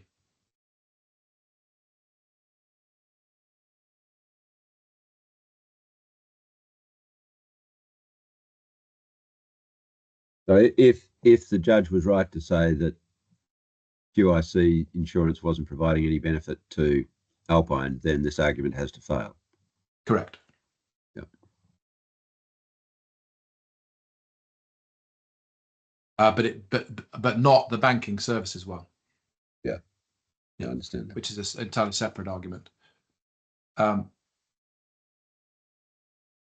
in the judgment, the judge engaged with the meaning of section 208, and he said that the inference is that the intention to facilitate involves doing something deliberately so as to make something possible or easier. And he said at paragraph 86 that you need a US person deliberately to take steps to facilitate the transaction by the foreign person, where it would be prohibited if performed by a US person. In other words, he says effectively the US person has to be aware that it was effectively in breach of sanctions.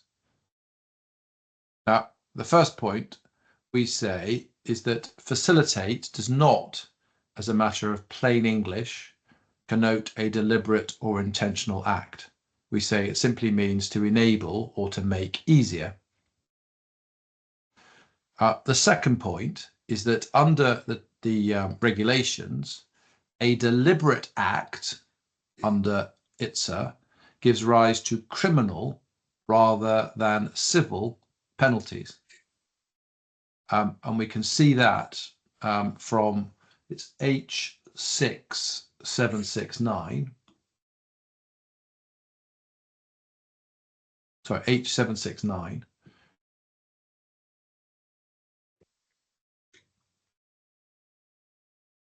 And you will see the difference. So unlawful acts it should be unlawful for a person to violate, attempt to violate, conspire to violate, etc., a prohibition. And then it says B, a civil penalty may be imposed on any person who commits an unlawful act described in subsection A. And then subsection C, a person who willfully commits those various things, i.e. deliberately or with knowledge, commits a criminal offence.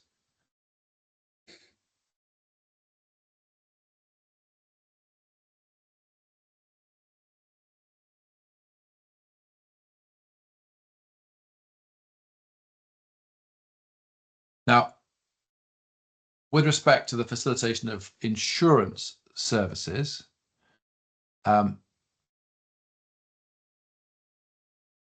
we've already discussed in some detail why we say that QIC gave a benefit to Alpine. And there's one more decision which I could refer you to, which is the Aon enforcement decision, which is at page 318.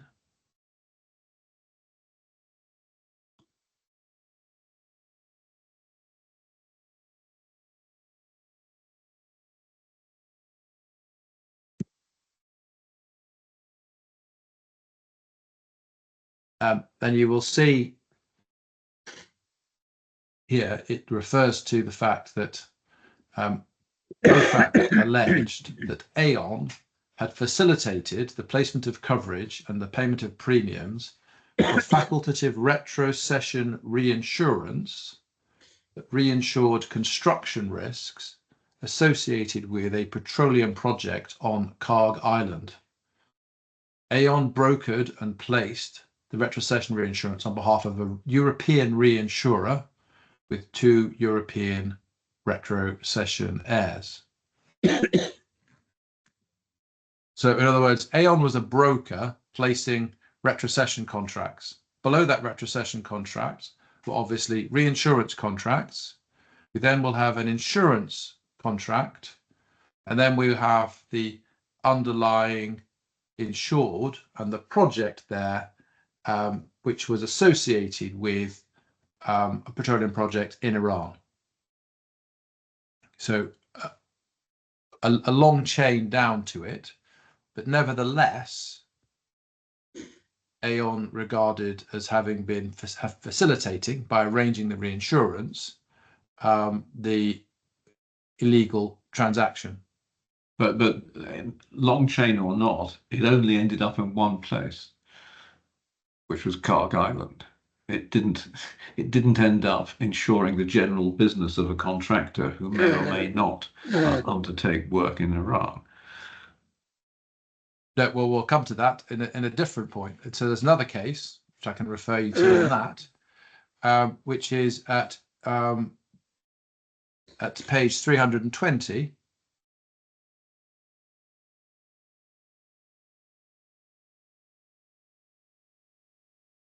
And you will see this is the HCC Holdings case. And you'll see OFAC alleged that HCC Holdings participated in an aviation insurance policy that covered commercial flight operations in Iran. And it says specifically, HCC participated in the hull portion of an aircraft hull and liability insurance placement by a foreign reinsurance broker that insured a foreign-owned commercial airline that leased aircraft to an air charter company that operated in Iran. Now, just pausing there. First of all, there's no suggestion that the foreign-owned commercial airline, which is the insured under the policy, was Iranian. It leased a different, entirely separate commercial arrangement. That foreign commercial airline leased an aircraft to an air charter company. Again, not necessarily, doesn't say it's Iranian. That air charter company operated in Iran. And so what's found effectively is that the reinsurance facilitated the ability of the airline to lease the aircraft under a separate transaction. The insurance wasn't the cause of that lease, and the lease wasn't responsible or the cause of the cover. And there's no suggestion either that the insurer had knowledge that the insured aircraft would be leased and then used in Iran. That would obviously attract criminal sanction. Sorry, it was referred to in the policy if you look at the report.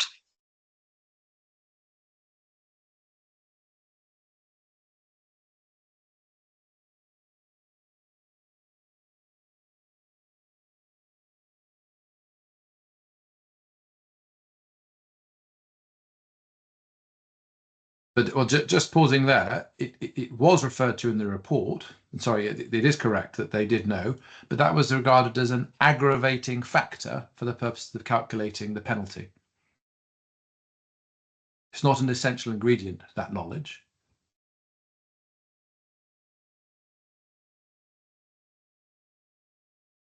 But the point is that the facilitation... Sorry, where does it say it was an aggravating factor? The settlement amount reflects OFAC's consideration of multiple factors, including aviation insurance services provided were specialised, HCC knew, and HCC not been the subject of prior penalties. So for the purposes of considering the penalty, those are the factors which were borne in mind.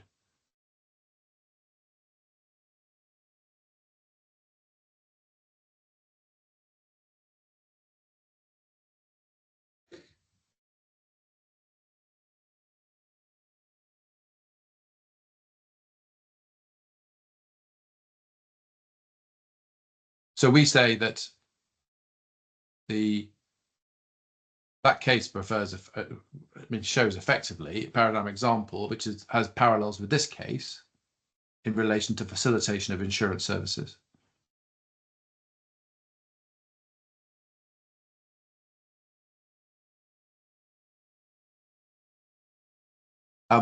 The second point we take under this is that the facilitation of banking services, that the cover facilitated the provision by the bank of banking services to its customers, including Alpine.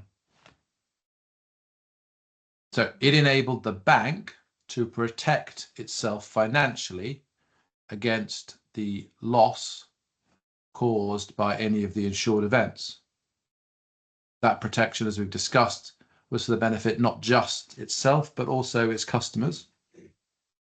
Now, a US person couldn't have provided banking services to Alpine by reason of its Iranian ownership, and therefore it follows that reinsurance cover that facilitated the bank in doing so would also be prohibited.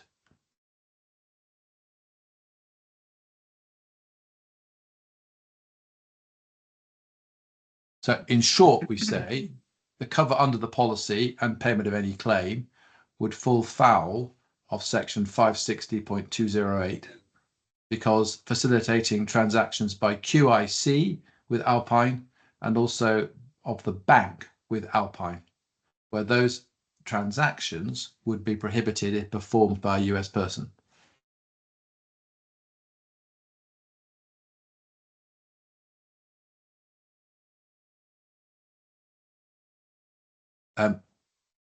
Unless there's anything further I can assist with at this stage, that's the extent of my submissions.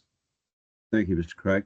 Now, counsel and colleagues, how long would you like to break? It's still early in the morning in London. I don't know if you want to break for breakfast, or Judge Shamlan, do you need to break for lunch, or how long do you need? As a human being, of course, I need a break. Yes, right. Yes, but if you want to take food, would 15 minutes be enough, or do you want longer to take some food? No, 15 minutes is fine. 15 minutes, okay for everybody? All right. Well, it's almost 10 past the hour. Why don't we resume at 25 past the hour, wherever you are? All right. Leave the lines open in the meantime. Thank you. Thank you. So we're all assembled. Ms. O'Sullivan, when you're ready. Thank you, Your Honour. I'd like to begin with some brief submissions as to the approach to be taken by the appellate court in a case such as this, before I come to the individual grounds of appeal relied upon by my learned friend. My learned friend is essentially asking this court to conduct a complete rehearing and reach the opposite conclusion to the trial judge without the benefit of seeing the US law experts cross-examined. That is not something which it is appropriate for this court to do. The only issue at trial was whether on the facts of this case, the provision of reinsurance cover or payment of the reinsurance claim by the claimant would cause them to be in breach of US-Iran sanctions. The judge held that it would not. That was not a question of statutory construction, as suggested by my learned friend, but a question of applying the statute to the facts. That required an evaluation of conflicting expert views. And the judge was particularly reliant on the expert evidence in this case because, as he noted, and as your honours would have seen for yourselves, there is a dearth of US case law in the interpretation of sanctions. Neither expert was actually able to refer him to a single case. Most regulatory action taken by OFAC results in a settlement, and the available materials, as we've seen, are very brief statements published by OFAC explaining why it's taken action or the terms of a settlement which it's reached. But these materials are not reasoned like court judgments, and they aren't court judgments. They tend to express the views of OFAC, the regulator, and where a settlement is reached, it may have been reached without admission of liability. And we say that in the circumstances, this court should be particularly wary of my learned friend's invitation to substitute its own view for that of the trial judge when it hasn't seen the experts give evidence. And it's simply wrong for him to suggest that this court is just as well placed as a trial judge. That is not the case. And this is something which the judge, Lord Glennie himself, recognised when he refused permission to appeal. And if I could ask you to turn to page 215 of the file,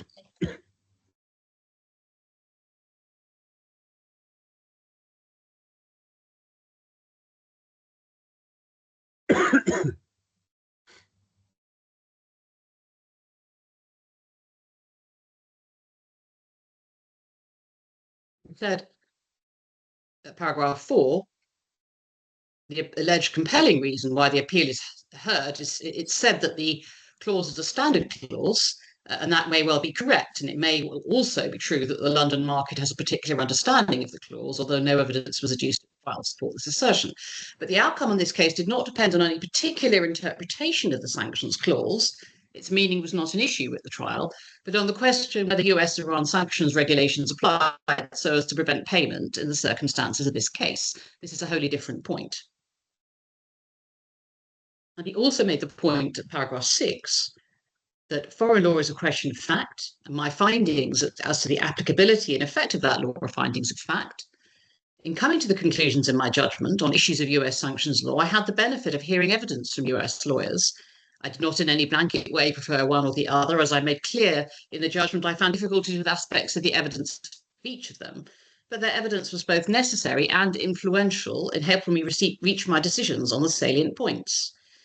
And he goes on to say that the approach to an appeal against findings of fact made by the judge is well known. It's summarised in the Blue Book. It must be shown that the judge is plainly wrong and that his decision was outside the bounds with which reasonable disagreement is possible. Position is that the DIFC is the same, has been stated in the UK Supreme Court.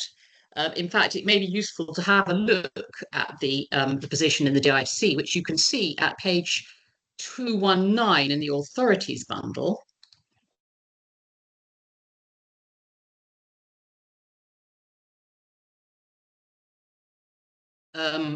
At page, this is a decision called DAS Real Estate, and if you go within that to page 224 and paragraph 22, there's a reference there to the very well-known decision in Al-Kharafi and Bank Saracen, where the judge points out that the appellant has to show that the judge was plainly wrong. And it's well established that where a finding turns on the judge's assessment of the credibility of the witness, an appellate court will take into account the judge had the advantage of seeing the witnesses give their oral evidence, which is not available to the appellate court. And it's therefore rare for an appellate court to overturn a judge's finding as to a person's credibility. And likewise, where any finding involved in evaluation of facts, an appellate court will not interfere with the finding made by the judge unless the judge's conclusion is outside the bounds within which reasonable disagreement is possible. And on that topic, the authority which my learned friend cited to you, which is MCC and Bishopsgate, doesn't actually say anything different. Trying to establish where that case is. Yes, it starts at page 9 in the authorities bundle, but what they note there, for example, it was at page paragraph 22 or thereabouts.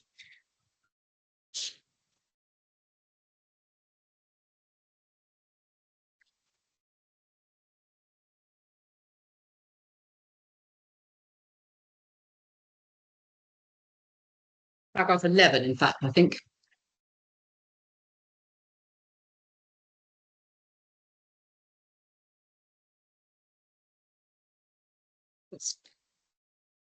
What they make the point there is that the Courts of Appeal approach to the trial judge's findings of fact is no different when the finding is based on or takes account of the evidence of expert witnesses. The same general principles apply. It is less likely in the nature of things that questions of credibility will arise, but even so, what is called the demeanour of an expert witness and his response to questioning may be important factors in deciding whether his evidence is reliable or not. And the similar point is made in paragraph 13, and I will simply refer to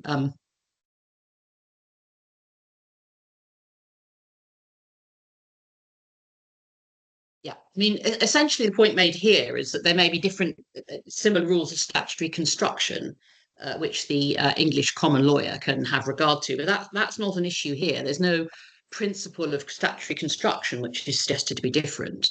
It's the question of interpretation of US-Iran sanctions, which is not something of which an average common lawyer necessarily has expert knowledge.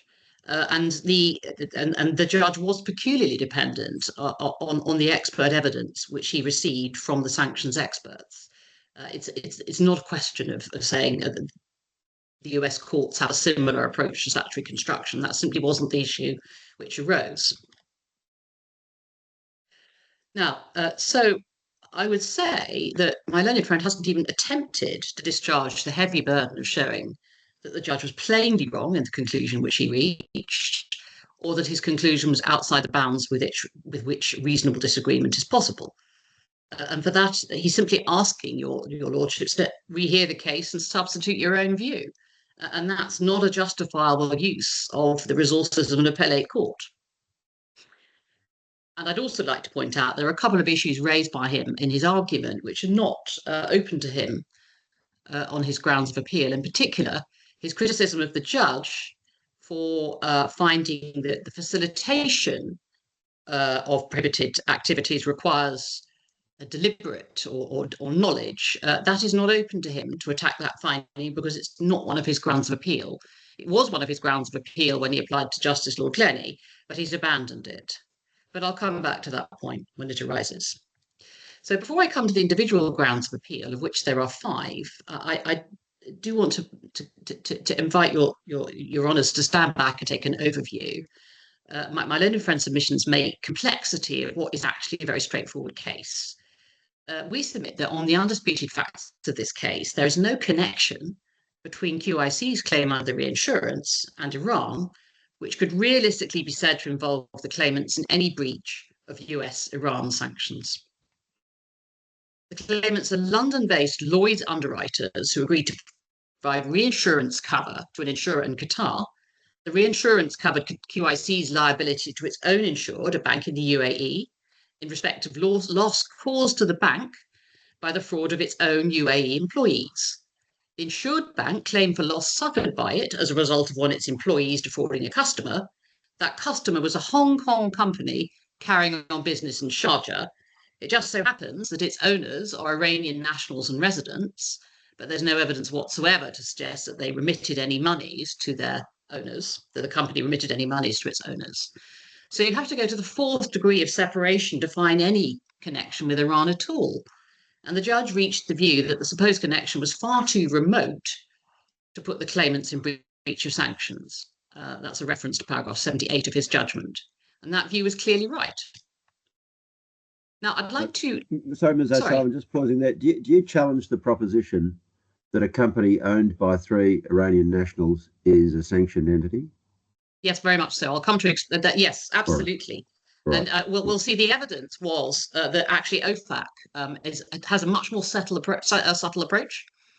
Yes, right. And its ownership is one of the factors, but it's not the only factor. You have to have a factual inquiry as to whether services are being provided to Iran. It's not ownership is not definitive. So I do challenge thank you. Well, that. Yes. I don't want to take you out of order, so come to that when you're ready. Yeah, but no, that was very much an issue at trial. So what I'd like to do is show your honours the pleaded case in the amended particulars of claim at page 237.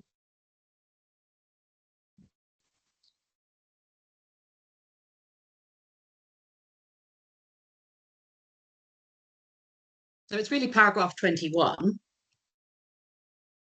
And there were 3 propositions. The first 2 were not an issue. So it was never an issue that the claimants are each owned or controlled by a US person, nor has it ever been an issue that the Iranians are persons ordinarily resident in Iran. And then it's then said any payment in respect to the reinsurance claim would therefore, and there's a wealth of assumptions concealed in that therefore, in respect of insurance services provided indirectly to Iran and or the transfer of funds indirectly to Iran, prohibited under section 560.204. So the pleaded case relied only on 560.204, and it was that any payment by the claimants would involve indirectly providing insurance services to Iran or would be an indirect transfer of funds to Iran. And these matters, as you can see from paragraph 22, are deemed to have the double consequence that none of the claimants are deemed to have provided cover and none of them are liable to make payment. And there's no suggestion that there might be a different answer depending on whether you're looking at the question of coverage or the question of payment. And my learned friend's been developing a contrary argument today, and I'll come to that in due course. But that did not feature in any sense in the pleaded claim. Now, at trial, we heard nothing of the argument that there was an indirect transfer of funds to Iran. But what we did have was a new argument devised by Mr. Mortlock, the claimant's expert, that the provision of insurance cover facilitated the indirect provision of services to Iran. And I didn't object to them raising that argument. I invited the judge to deal with it on its merits, which he did.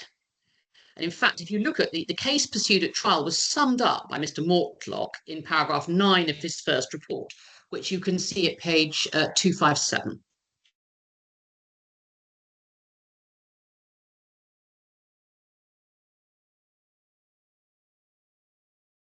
So as you can see there, he says that they're each non-US entities owned or controlled by a US person, and are generally prohibited from exporting services where the benefit is received in Iran, and from facilitating the export of services by a non-US person where the benefit of such services is received in Iran. So that was the way they put their case, under two different provisions of the ITSR.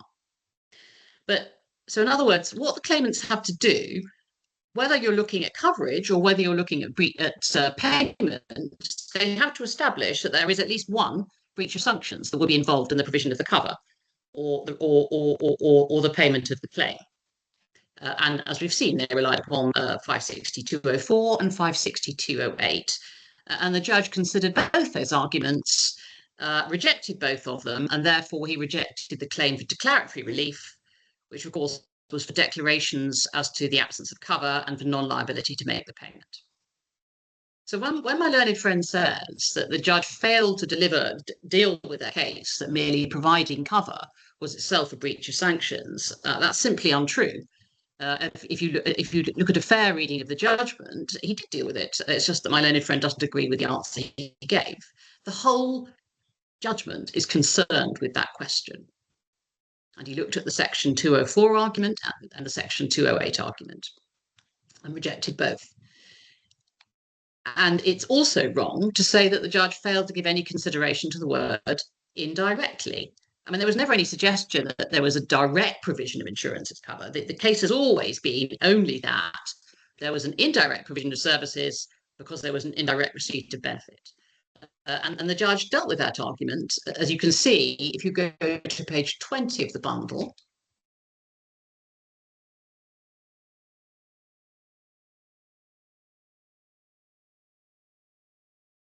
paragraph 56, he said, payment as payment for the defendants to the bank will be payment to the bank. Any payment by the claim by the reinsurers in response to the claim by the defendant will be a payment to the defendant and only to the defendant. According to Mr. Lawler, whose evidence I accept on this point, OFAC would consider the benefit of the reinsurance cover to be received by the defendant, QIC, in the UAE. OFAC would not regard it as a benefit or payment to the bank, whether directly or indirectly, still less as a payment or benefit to the bank's customer, Alpine. And there were similar findings at paragraph 71 to 72, page 25.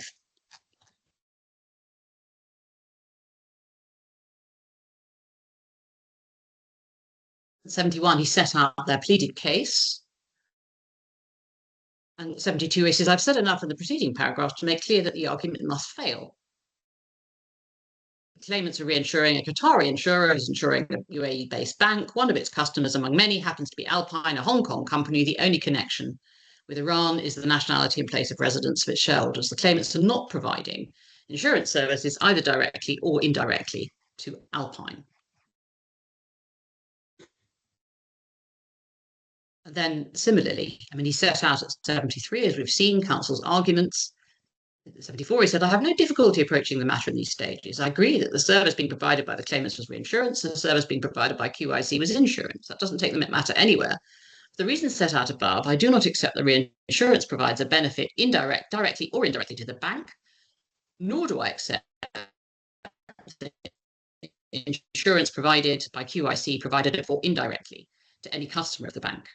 And as we'll see, his reasons were essentially that, as a correct analysis, only the bank had suffered a loss. Alpine had not suffered a loss, and the only party that was receiving a benefit under the insurance was the bank. And similarly, the only party receiving a benefit under the reinsurance was QIC. So we say that the ground one of my learned friend's grounds of appeal, it simply misunderstands and misconstrues what the judge actually said and should be rejected. The second ground of appeal, if I invite you to look at page 32, is that the judge failed to give reasons. Again, you can see that number 2. I mean, again, that simply misrepresents the judgment. I mean, the reasons are not long, but then the issues are very limited, and the reasons are clear and coherent. To say that the claimants disagree with his finding, but that's a different matter. And I refer you in particular to the paragraphs of the judgment which are headed discussion, which begin at paragraphs 52 and thereafter.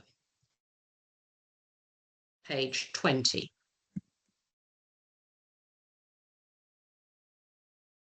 But in any event, this, as Justice Martin has already pointed out, this particular ground of appeal doesn't go anywhere.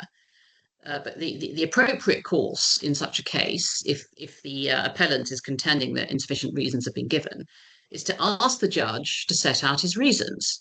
And the Court of Appeal can ask him to do so if they consider that insufficient reasons have been given. So if I don't want to spend too much time on this point, but just briefly, the case relied upon by my learned friend is English and Emery Reinbold, which you'll see at page, the case begins at page 83 of the authorities bundle. The passage which I rely upon is page 91 and paragraph 25, and that's what the Court of Appeal in that case set out what they say should be done in a case such as this.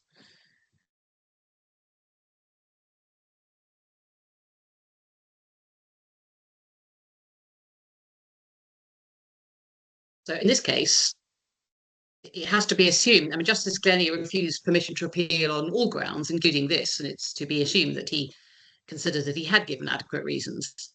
And my learned friend has not invited this court to follow the course of asking Justice Glennie to supplement his reasons or to find that they are inadequate.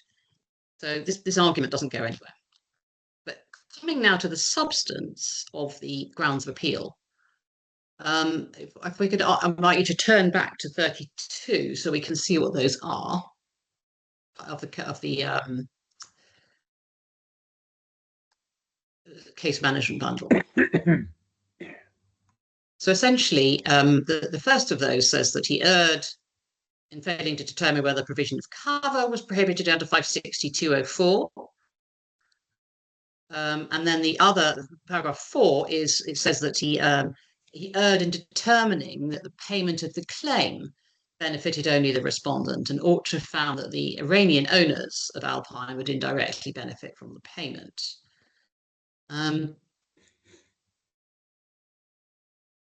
What you don't have there is any express suggestion that the provision of cover requires the bank the court to engage in the hypothetical exercise of seeing whether on some other facts there might be cover for a different risk. Well, that's it as far as that particular claim is concerned. So admit that, yeah, well, let's have a look at the actual section first. So let's look at section 564.04. That's the supply of services prohibition, which is in the authorities bundle at page 380.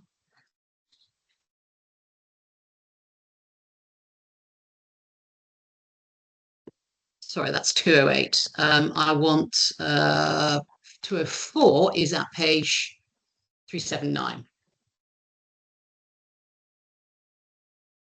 The claimants also rely upon section 564.10, which is at 384, which says that, in effect, the prohibition on the exportation, etc., supply of services applies to services performed on behalf of a person in Iran where the benefit of such services is otherwise received in Iran. So that mandates, in my submission, factual inquiry as to whether the benefit of the services is received in Iran. Now,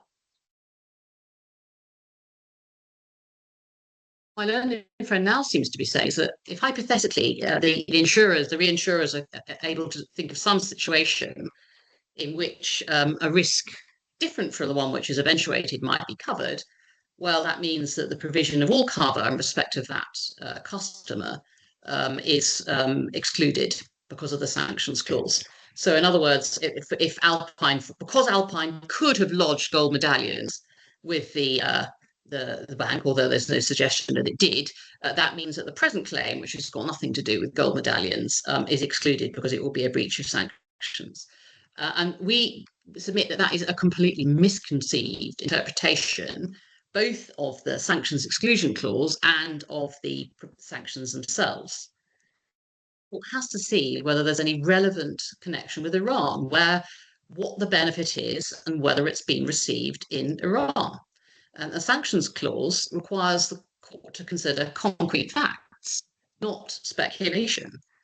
That's very much the thesis of the Mamen-Koshé judgment, which stresses that the insurer has to prove that they would actually be exposed to being in breach of sanctions, and not just that there is a risk that they might be found to be a breach of sanctions. And if we could look at that briefly at the authorities bundle, at page 239. But that's a different point, isn't it, Ms. O'Sullivan? Yes. I think the point whether you have to be actually liable to sanctions or exposed to the risk of them is rather different to the proposition that was developed in argument by Mr. Craig, which is to the effect that a benefit can be derived by a potential financial benefit, even if it's not realised. I accept that it's a different point. My point is this: is that the focus in the Mamen-Koshé decision is very much on the actual risk to the insurer, and it's not a question of, you don't hunt fancifully around for some imaginary risk which doesn't arise on the facts and say, well, that excludes the actual claim. Yes. I mean, this is not. I mean, I think again, it's not entirely clear whether my learned friend accepts this. This is not, as your lordship identified early on, a claim in which Alpine lost any of its property. Any property in the money deposited by Alpine with the bank was the property of the bank. The bank was induced to debit Alpine's account by fraud. What eventually emerged is that when fraud emerged, the bank had to recredit the account. Alpine hasn't received a benefit at all. It's simply been put back in the position it was before the fraud was perpetrated. It's the bank which suffers the loss, because the bank is obliged legally to recredit Alpine's account, and yet it's paid out to the fraudsters. So if any, on the facts of this case, any loss of property has been suffered by the bank. And we submit that it's simply unreal not to look at the facts of this case, but to as I say, to hunt around somewhere for some perceived connection, however remote, with Iran, and say, well, that justifies the insurers rejecting this claim. Let me also say that when you look at OFAC's regulatory action, they don't look at hypothetical breaches of sanction. They look at actual breaches of sanction, and that's realistically what the sanctions regime is about. It's not for penalising insurers for offering something which might hypothetically, on different facts, be said to be a breach of sanctions. It's actual breaches of sanctions with which the sanctions are concerned. So now, so first of all, there's been no benefit to Alpine at all. Any benefit has been received by the bank. It's unclear why the claimants say any benefit, even if there was a benefit, has been received in Iran. I mean, Alpine is a Hong Kong company that's carrying on business in Sharjah. It must, because it had an account at the Sharjah branch, it must therefore have been made whole in Sharjah. And it's really difficult to see how that's got anything to do with Iran at all. And I mean, you will obviously be aware of the judge's reasons. But I mean, if you look at the reasons given really by the judge, were at paragraph 52 and page 20 of the bundle.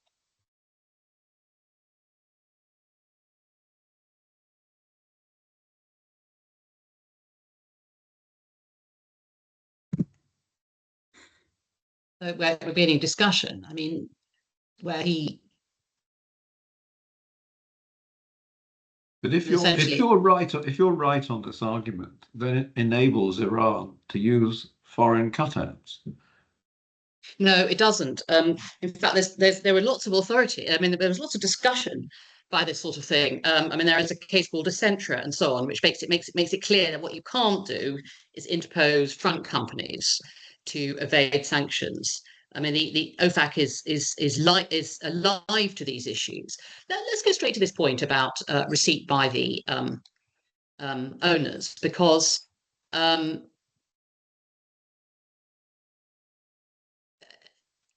essentially, my friend's argument ignore the fact of separate corporate personality. He says, well, a shareholder benefits where a benefit is received by the company, but that is company law heresy. I mean, can you imagine a claim in which the company is the insured and the shareholder comes along and says, well, we want to claim because the value of our shareholding has been affected by the loss suffered by the company? The insurer would say, quite rightly, the insured is the company. The company is the proper claimant. Your loss is indirect. It's you have got no direct rights of claim. But we're not talking about company law. We're talking about benefits, and this is a company which is wholly owned by Iranian nationals. Yes. And so any distribution by the company would be to Iranian nationals ordinarily resident in Iran. If there ever was any distribution, or whether there was, I mean, as the judge said, first of all, he said there was no evidence of any distribution, and even if there was, he would have thought the last thing they would do was arrange for the money to be remitted to Iran. But well, that's total speculation. I mean, one could equally speculate that these people were agents of the Iranian government, and this was a company which was set up to deal in arms. You know, I mean, there's no evidence about any of this. Yeah, exactly. Well, that's my point. The burden of proof is on the claimants to show that a benefit was received in Iran, and there's absolutely no evidence to show that it was. Now, let me engage now with my learned friend point that he says OFAC treats Iranian-owned companies as subject to sanctions. Let me show you why that's not the case. So it was common ground at trial that there wasn't any Iranian-related guidance from OFAC, but there is Russian guidance, which one finds at page... sorry, I'm just finding the reference. It's OFAC FAQ 1059, which is at 376. This is something that's relied upon by Mr. Lawler at trial. So, yeah, 376 in the bundle.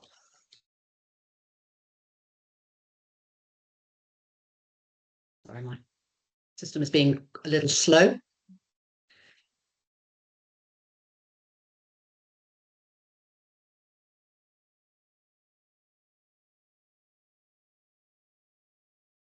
Very sorry, but my system is simply buffering. I'm not sure why that is, but I cannot access the case bundle at the moment.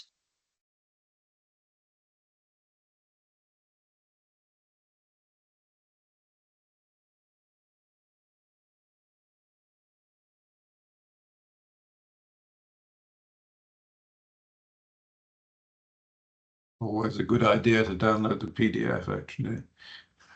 Yeah. I haven't had this problem before. I don't quite know why it's happening now. I'm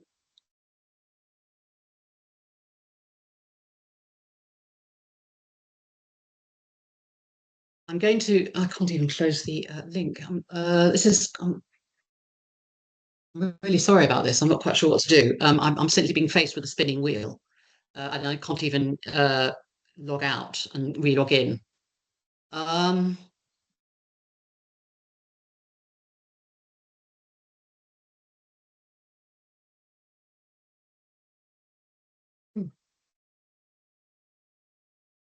assume I'm the only one who's suffering from this problem. I don't think it could be my end because I'm obviously having no difficulty receiving the feed of the hearing. It's fine. I cannot understand what the problem is with the bundle. I'm going to have to forcibly close the bundle and see if I can reopen it.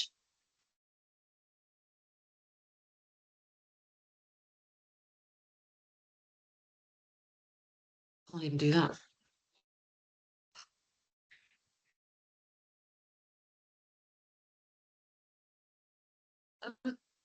I'm not sure. I think I may have to ask for a 5-minute adjournment. Well, I'm going to have to turn my computer off and turn it on again. I'm really sorry about this, but I can't see any alternative. The alternative is if the court could send you the PDF. My instructing solicitor has said that he will. Unfortunately, my computer is completely frozen. I don't know because it's buffering. I can't do anything with my computer at all. Yes, right. Let me see. Let me see if I can access. I've got 2 different devices open. Let me see if I can access the. I think you are you're having a bandwidth problem because I don't know whether it's just me, but you do break up during your submissions. That's annoying. Right. Okay, look, what I'm going to do, I'm going to switch off my main computer and see if I can just do it with the laptop.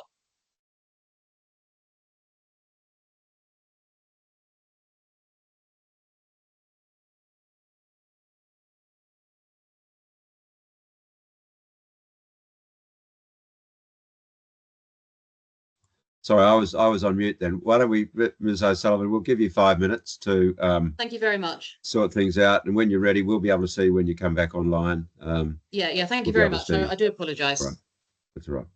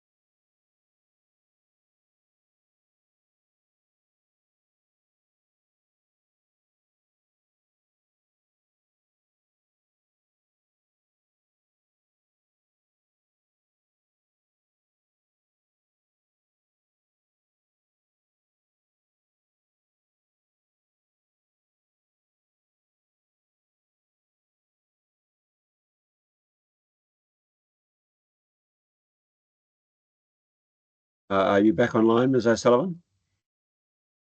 I am, thank you. My apologies. I'm going to No, try and that's all manage right. with a single device. Thank you All very much right. for your patience. That's all right. I'll try and make sure my colleagues are there. There's Mr. Craig.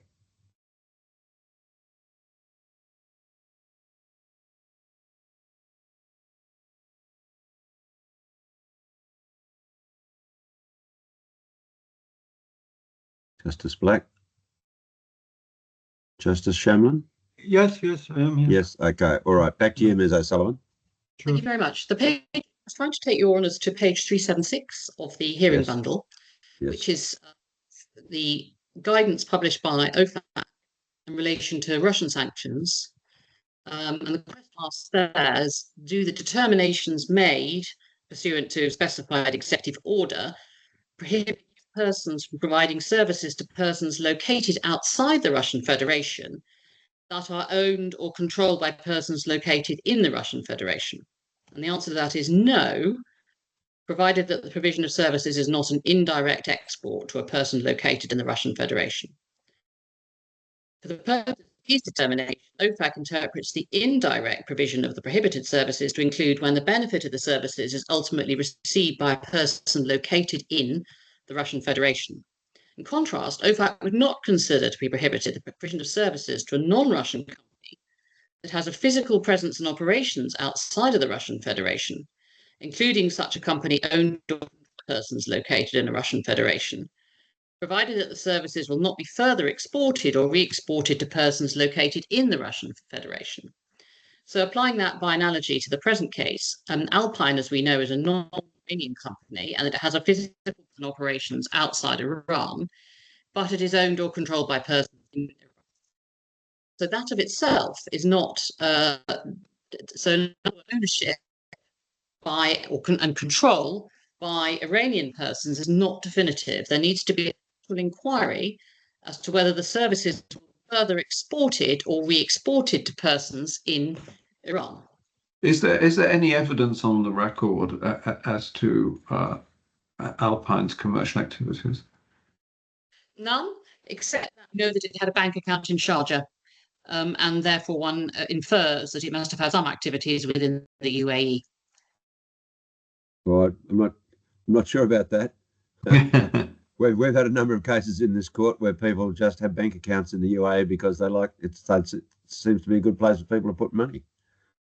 Well, that may be anyway. That was the evidence. I mean, there wasn't any evidence. There's certainly no evidence that it has any activities in Iran. We know it's a Hong Kong company, and the bank account in Sharjah. That's all we know. But we don't know what it does. No.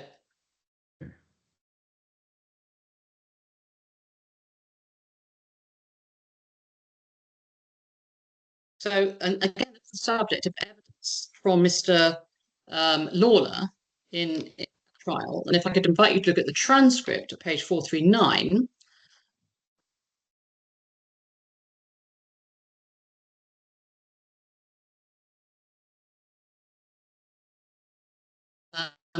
If you look at page 138,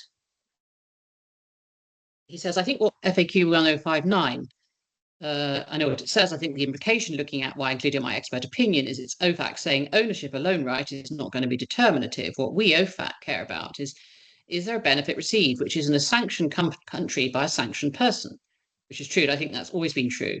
I think the importance of this, that ownership alone is you have to look and see where the benefit. If the owner is in this case Russia, that owner receiving a benefit in Russia. And if you scroll down to page 145 of the transcript, that's page 440 of the bundle.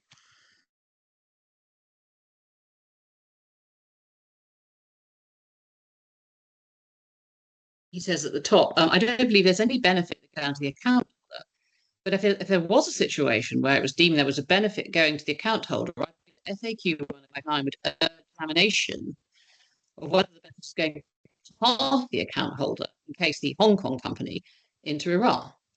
And then the point was put to him by my Mr. it was necessary to look in this sort of, it would be very easy, wouldn't it, for Iranian nationals to circumvent sanctions because all they would have to do was incorporate a company outside Iran. No, that's not true, because my analysis and the analysis used in FAQ is where's the benefit going?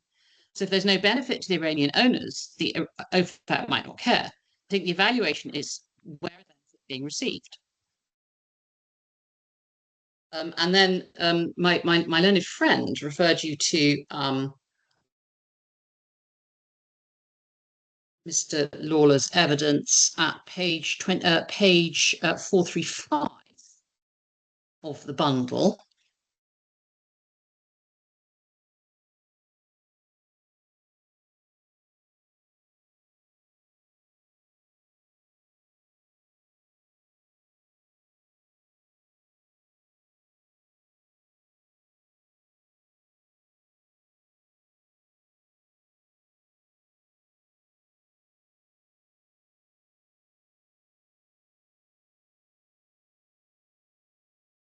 Page 124. Now, this is what my learned friend quotes, but he doesn't quote in full.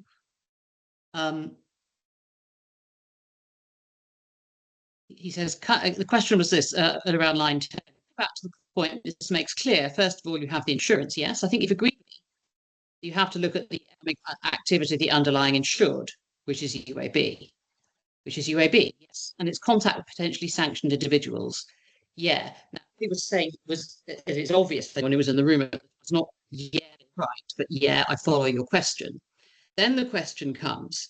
So what I'm suggesting is that this makes clear that when you do that, Alpine must be the indirect beneficiary of the purpose of the regulations of the insurances provided by QIC and the reinsurers. I don't think there are not enough facts for me to agree with you on that. That was his. So actually, it's wrong for obvious that owners of Alpine benefit from the any benefit received by Alpine because they're its shareholders. That wasn't the evidence of his own expert. It wasn't the evidence of Mr. Lawler. You have to look at where the benefit is received. There's no evidence of any received a benefit by Alpine. No evidence of any benefit in Iran, and there's no evidence of any benefit by Alpine shareholders.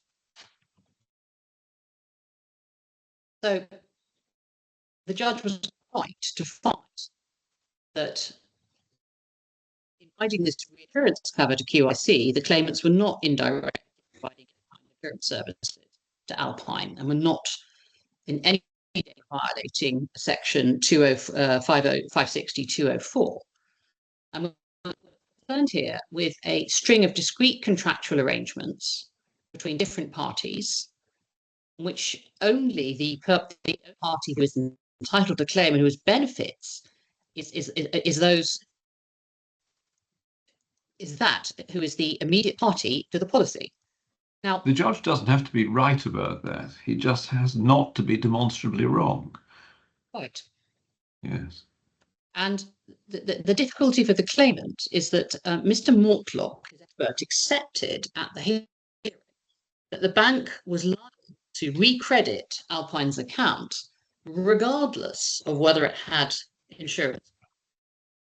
And that acceptance, that concession by Mr. Mortlock is fatal to its case, because it follows from that the reinsurance conferred no benefit on Alpine whatsoever. I mean, it may have been very desirable from the bank view that it would have insurance, and it may have been desirable that its own insurers should have reinsurance. But that's quite different. The bank benefits the insurance. The bank arguably directly benefits from the reinsurance. Alpine doesn't benefit at all. As I've said, Alpine hasn't lost anything.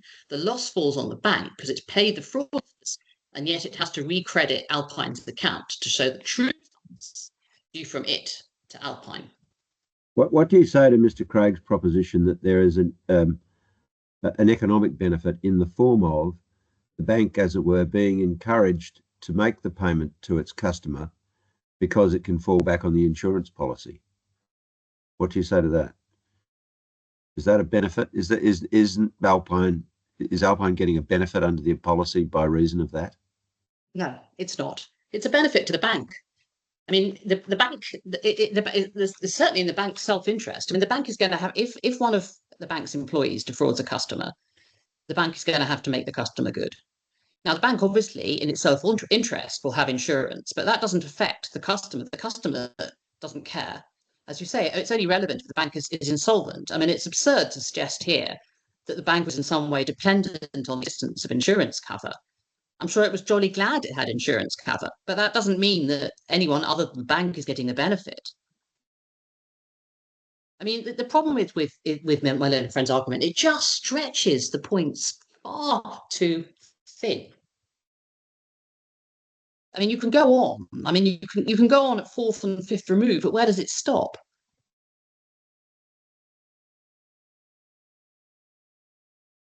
At the end of the day, the judge came to the common sense view that there's simply no connection between any payment QIC under the policy and Iran. And we submit that you should come to the same view, and that he certainly wasn't demonstrably wrong. Now, I want to deal briefly with the facilitation argument, and I want to deal with, just to mention briefly some of the reports referred to by my learned friend, both in his submissions and in his skeleton. I mean, I've got a number of points in my notes here, but I can see that they've already been dealt with in the sense that when you look at the insuring clause under the original policy, it's clearly the bank which is insured against its own loss. And that's the case whether you're looking at the banker's blanket bond section 1, but it's also the case when you're looking at professional indemnity. You're looking at the bank being made good for sums which it's legally liable under some basis or other to pay its customer. It doesn't mean that it's covering the bank's loss. My learned friend said that the Alpine has a right of recourse under the insurance policy. It does not.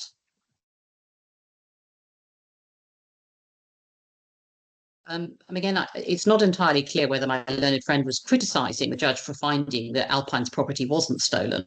I think he accepted that the judge was right about that.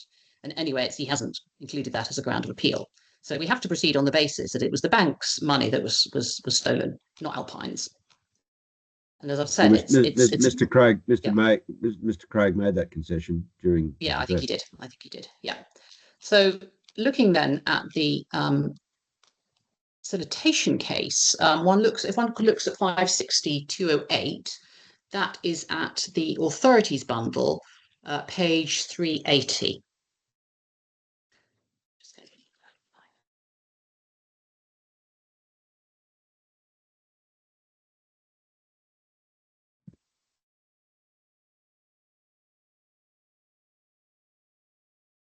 It's also at 783 in the main bundle.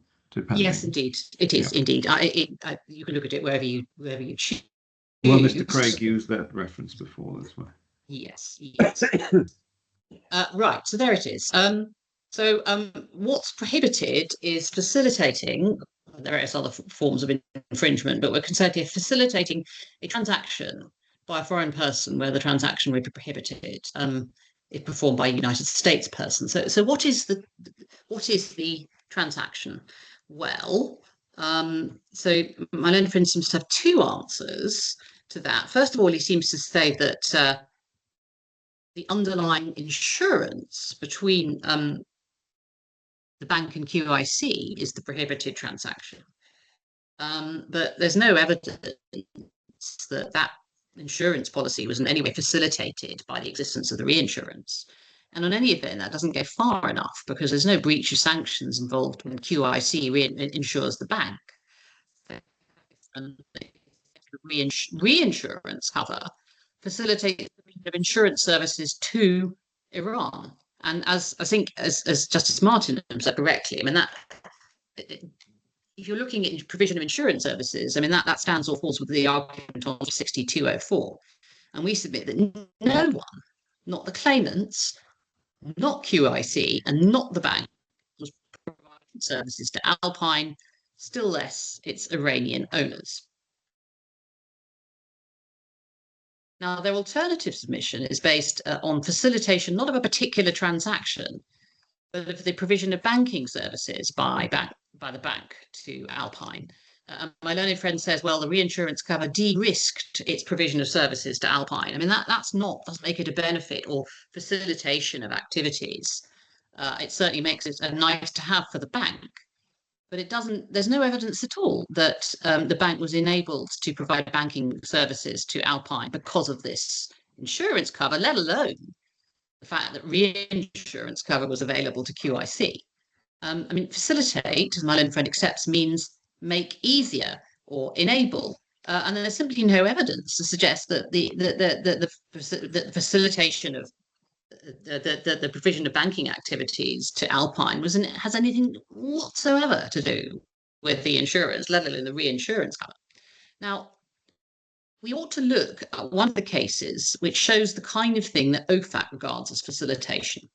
And that's the Wells Fargo case, which you'll find at page 370 of the bundle.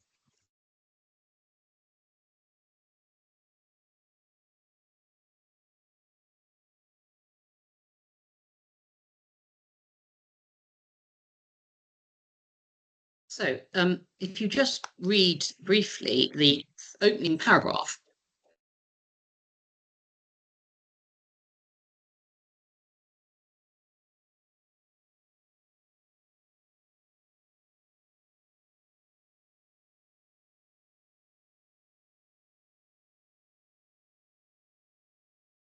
What's said here is that Wells Fargo and its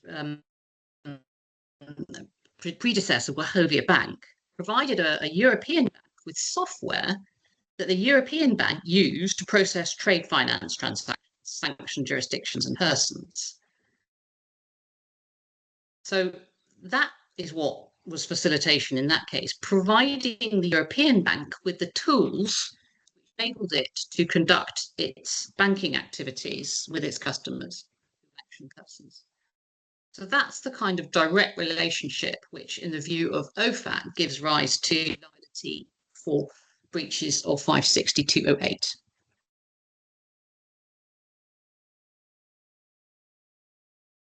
And there's nothing of this nature here. And we'll look at a couple of the other cases in a moment. But we submit that the claimants have failed to discharge the burden of proof of showing that in providing reinsurance cover to QIC, they were a breach of section 56208. And they certainly failed any basis for concluding that the judge was clearly wrong when he reached that view. Since the judge found that neither section 204 nor section 208 would be breached by the provision, it follows that neither consequences prescribed in the sanctions clause can follow. That is, their claim or declaration that they are deemed not to provide cover and not allowed to pay the claim was rejected by the judge. The underlying sanctions were not made good.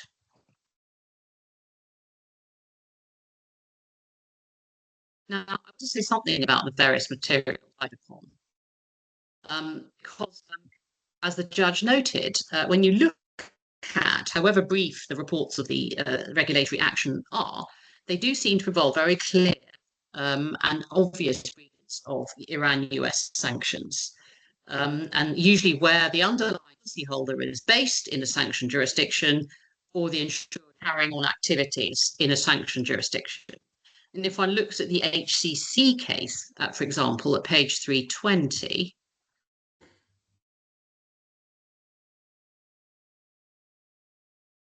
this is not a reinsurance case, it's an insurance case.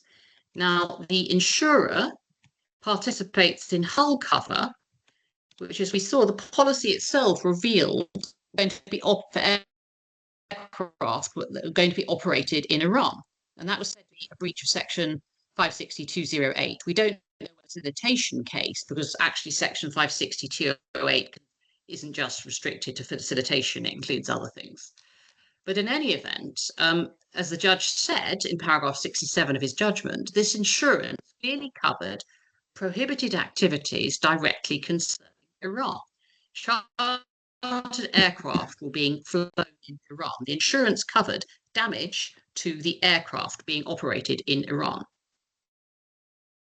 What it shows, a US insurer who agrees to cover commercial flight operations in Iran is unsurprisingly in breach of US-Iran sanctions. That could not be more different from the facts of this case.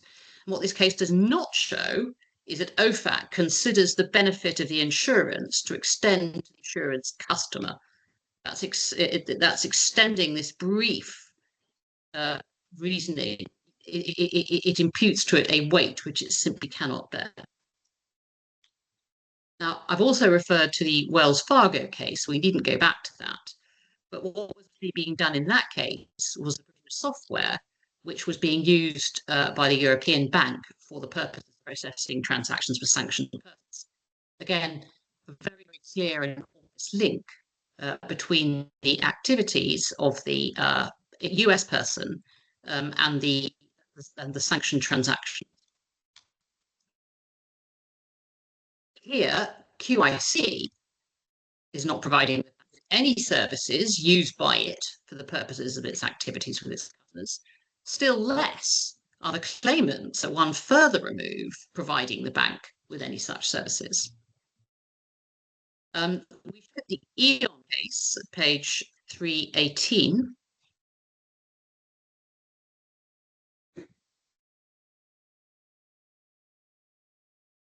This is a settlement. There wasn't a formal finding of liability.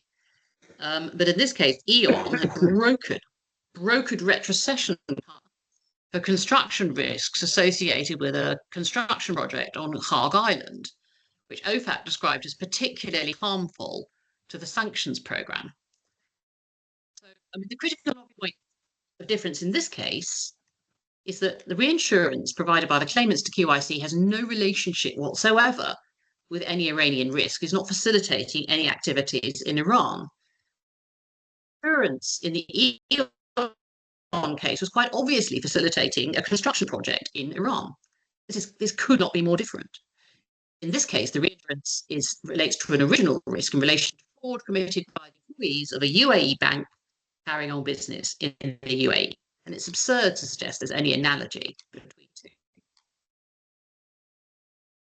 Then I want to look briefly at page FAQ 102. It's another of these issued by OFAC, which is at 1688. By which page, Ms. O'Sullivan? 1688. 1688. Yes, 1688. For some reason, this came right. Oh, no, that can't be right. I don't think it doesn't go that high, does it? No. It came in late. It's in section H. In late. Let's put it in and see what happens. With it. 1688 comes up invalid page number. Yeah, no, it can't be right. Bear with me. FAQ 102. My learned friend took you to it. Maybe he can help. I'll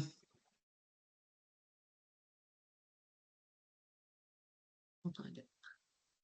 812. Which document is it? 812. 812. Oh, thank you very much. Most help.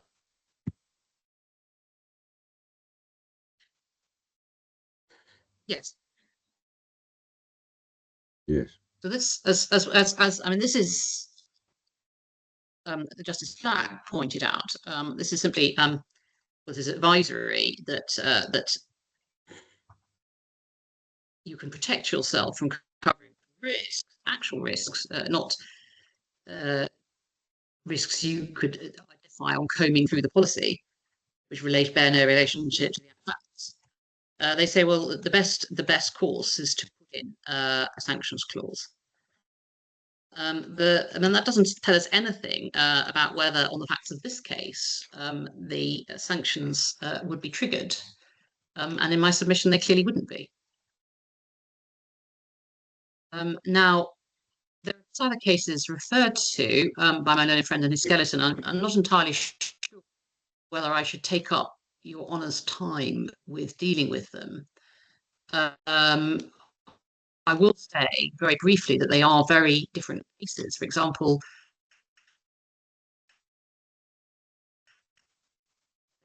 the sanction regime, which is much older and very different, and concern the assurance of medical cover in relation to Cuba. Then there's a case called CB, in which the Dubai branch of Chartered Bank was directly providing banking services to Iran-based customers. So again, very different from the present case, where at most the bank is provided to a Hong Kong company, which happens to be owned by Iranian nationals. Bank Paribas is another case that involved what appears to have been a widespread and cynical campaign of processing subject to various US sanctions regimes, while attempting to conceal the breaches of sanctions by removing references to parties from SWIFT transactions or using code words to obscure involvement. So very different. It's quite obvious that the bank was knowingly processing companies, payments by a company which it knew to be conducting activities in Iran. Then there's reference to an OFAC advisory opinion of 13th 2013. Again, I don't know if my learner is going to rely on these. I mean, it may be that I need to come back to them very briefly by response, but we would say simply that nothing in this document supports the proposition that receipt of a payment by a third country, which is not Iran, will be treated as receipt in Iran simply by virtue of its ownership. And then there's a reference to a declaration made by a member of OFAC staff in a whistleblowing action brought in connection with the Standard Chartered Bank case. We say that's not in any realistic sense OFAC guidance or evidence as to what US law on sanctions is. There was also reference to some policy guidance published by the Loan Syndications and Trading Association, which legal advice just said essentially, you better be careful to obtain a representation from your borrower that it's not a sanctioned person or located in a sanctioned country. We say that's completely irrelevant. Then there's a case called Essentra, which basically shows that you can't avoid sanctions by setting up front companies. Essentially, Essentra in this case, which is it's at page 814. You might want to have a brief look at that. In this case, because it does get the question about whether you can simply avoid sanctions incorporating a company outside Iran. Essentra was supplying cigarettes, knowing that they were destined for North Korea, and then to try and disguise the destination of the goods, it set up front companies to make it appear that the goods were going to China. And then it received payments for the goods into its account at the foreign branch of a US bank. And OFAC said, well, Essentra has caused the bank to export financial services to North Korea. And this shows that you can't get around sanctions simply by setting a front company because the goods are going somewhere other than a sanctioned jurisdiction. And of course, that's not remotely this case. None of the various entities in this case is a sham entity or a front company. But I mean, I would like, to the extent my learned friend comes back to any of these points in reply and raises a point I haven't anticipated, to return to them briefly. Yes. Right. They were all decided on their own facts. They aren't legal decisions. I mean, essentially, the judge had to take a view with the benefit of expert evidence. And he took the common sense view that there was no benefit and no facilitation and no provision of services. And we say that that was a view that he was fully entitled to come to, and moreover was obviously right. So we invite you to dismiss this appeal. Yes, all right. Thank you, Ms. O'Sullivan, for your assistance. Mr. Craig, in reply. Yes, just a few points, if I may. I mean, first of all, the point that seems to be suggested, although I'm not sure how far this was pressed, that we weren't advancing a case on cover as opposed to payment. That is not correct, and you can see that. You were. I'm not saying that. Let's just be clear. That's fine. So that was essentially the only case you were advancing. Was what I said. Yeah. So just to be clear, it wasn't just before the judge the suggestion that payment was sanctioned, but it's the coverage point as well. Just so we're clear on that.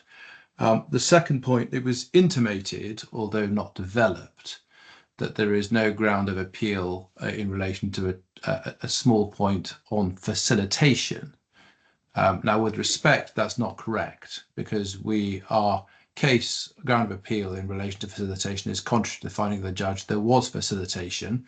And in relation to the specific point on construction, if you look at the skeleton argument, which was filed exactly the same time as the grounds of appeal, at paragraph 81, we state, and I don't know whether so I could just get the document. Page number. I will do in 1 second. Apologies.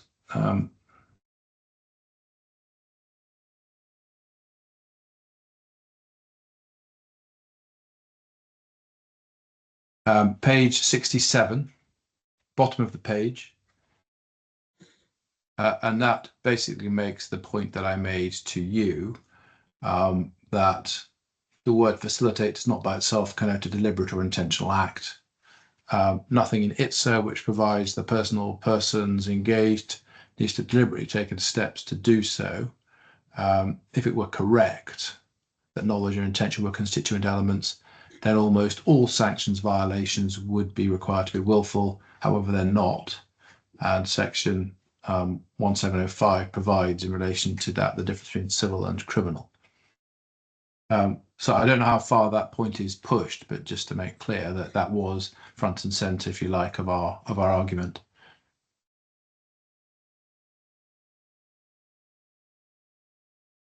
I wouldn't feel comfortable, I have to say, interpreting the word willful without the benefit of US legal advice.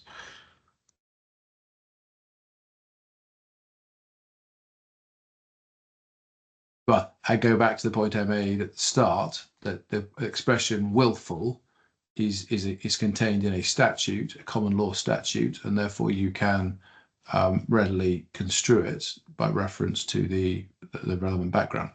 But it could still mean a number of things. It could still mean whether one's conscious of doing wrong, or it is merely a deliberate rather than an accidental act. Yes, but either way, it connotes a different. But the point is that willful, however you define it, constitutes a criminal offence, whereas you don't need to have that knowledge, if you like, or any kind of intention for simply a civil penalty to arise. Yes. And as I say, that goes back to, I referred obviously to the HCC case, and earlier, I mean, in my original submissions, and the so give me 1 second while I just pull that up. That's okay. I mean, I have your submission from before. The point was that it refers to, going back to, it's at page 320, and it refers to the fact of the base penalty amount for the violations is $56,000 established by the guidelines, but then it says the guidelines authorize the adjustment of the base amount of the proposed civil penalty to reflect applicable general factors.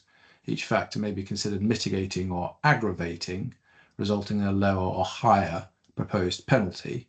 And then the settlement amount reflects OFAC's consideration of multiple factors, including, and then it says the HCC knew or had reason to know. So that's an aggravating factor, as I submitted. But the point is that the general point to make from this is that knowledge itself of the transaction, and the transaction being something which is sanctioned, is not required for the purpose of there to be a breach.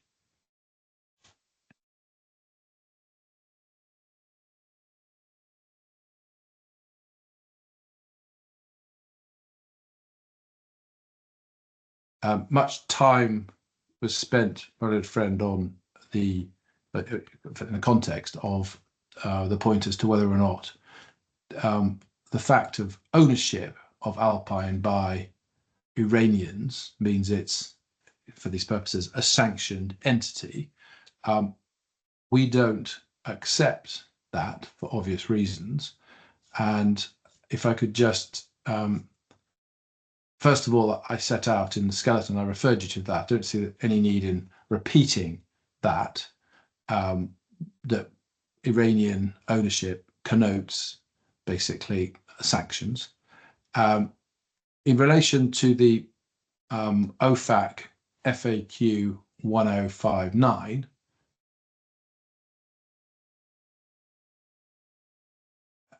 apologies, I just need to find my notes on this.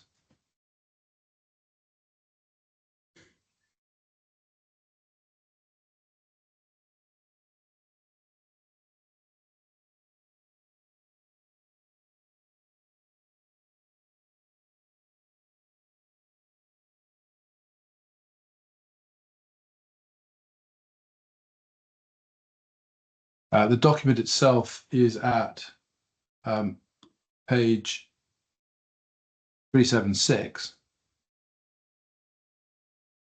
And you will see it is very specific in relation to the prohibitions it relates to. It's certain accounting, trust and corporate formation and management consulting services, prohibitions related to certain quantum computing services, and prohibitions related to architecture and engineering services. And you will see, I mean, you were taken to the first two paragraphs, but at page 377, for example, the following scenarios describe services that would be prohibited under a determination. A US corporate service provider administers a trust, where the trust exists to hold, sell, or purchase assets on behalf of a settlor who is ordinary resident in Russia. And then a US corporate service provider registered a limited liability company in a third country on behalf of an individual ordinary resident in Russia for the purpose of holding real estate assets. And this company has no other physical presence or operations in the third country. And then deals with scenarios illustrating services that would not be prohibited. And you can, in a sense, see why from those. A US accounting firm provides tax, advisory, and preparation services to US subsidiary of a Russian company. US subsidiary has an office and employees in the US and conducts business in the US. Services not exported or re-exported to the parent. And equally, the next one, a US management consulting firm provides strategic business advice to the subsidiary of a Russian company located in the third country. This subsidiary has an office and employees in the third country, and the service is not exported.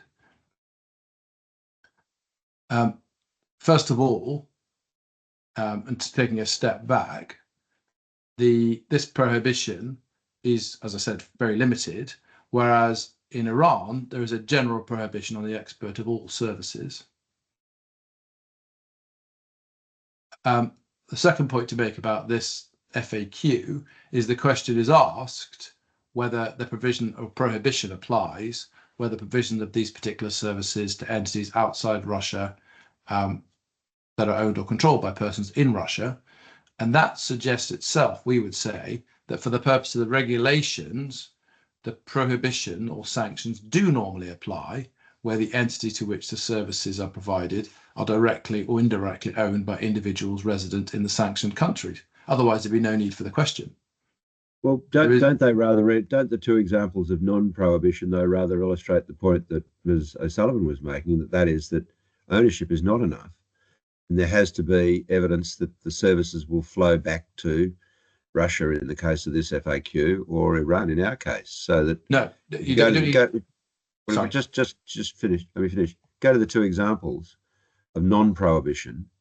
They both involve wholly owned subsidiaries of Russian companies not operating in Russia. Now, of course, they receive services. Presumably, if they receive services, that will help them generate profits, and those profits will be repatriated back to Russia, the parent company. Correct. But that's analogous to this case. The banking services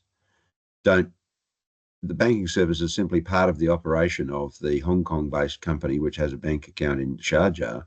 How can you infer that the provision of those banking services will generate profits that will return to Russia? And it's not as if there's no particular service other than banking service being provided here.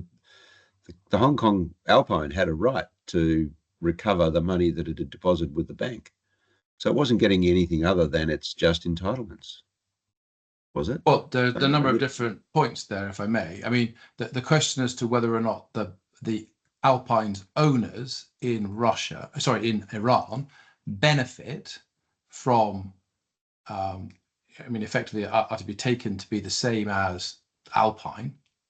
In other words, because their ownership, the point is that the owners of any company ultimately are indirect beneficiaries of the economic activity that company is involved in.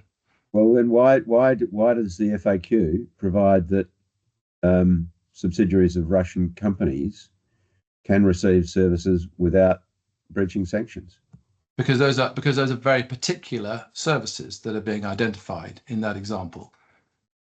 So if you're providing your accounts to a company, the economic benefit of the provision of those accounts is something which simply vests with the company.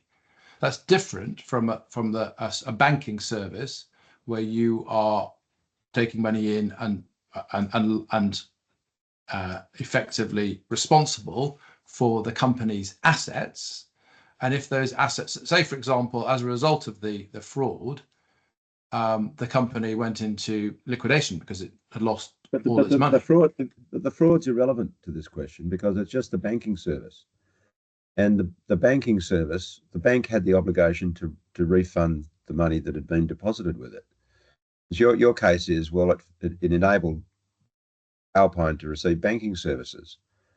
Well, I don't see how banking services are any different from the services in the FAQ here. And so the mere fact that banking services are being provided to a company in Hong Kong, which gets back the money that it deposits with the UAE bank, the fact that it's owned on these examples, the fact that it has Iranian owners wouldn't result in contravention, would it? Well, it would, but for a start, there's a confusion there between the cover point. So the point is that the cover facilitates the bank provision of banking services. That's the point. So then the question is the bank, well, all right. Yeah. The cover facilitates banking services, but is the banking service providing a benefit to Iran? Yes, and on these examples, a benefit to the company. Well, the services here were providing, in the two FAQs, the services were providing a benefit to Russian subsidiary companies. So why wouldn't that be a benefit to the Russian parent? But you say, well, it's limited to services, it's not general benefits. Well, I understand that point, but it does seem to emphasise the point that Ms. O'Sullivan made, and that is that there has to be some connection with a benefit going back to Iran. And in this case, the company's in Hong Kong. Yeah, well, with respect, that's just wrong, because for the simple reason that for OFAC, any company that's owned in Iran, Russia's different. Any company that's owned has Iranian ownership is considered to be a sanctioned entity. Now, right, as what's I say, what's the evidence? What's the evidence for that? All right, well, I'll take you to that. That is, so if you first of all look, it's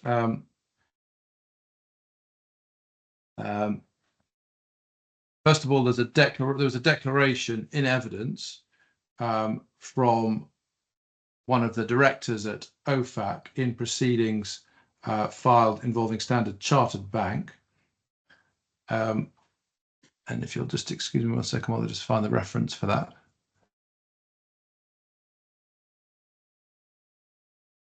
Is this the point that Russia is different? That is also the point, yes. So Russia is regarded, as a general point, is Russia is regarded as different, and for that purpose, I can show you, Mr. Mortlock's evidence was, and you can see that at page 397 of the bundle.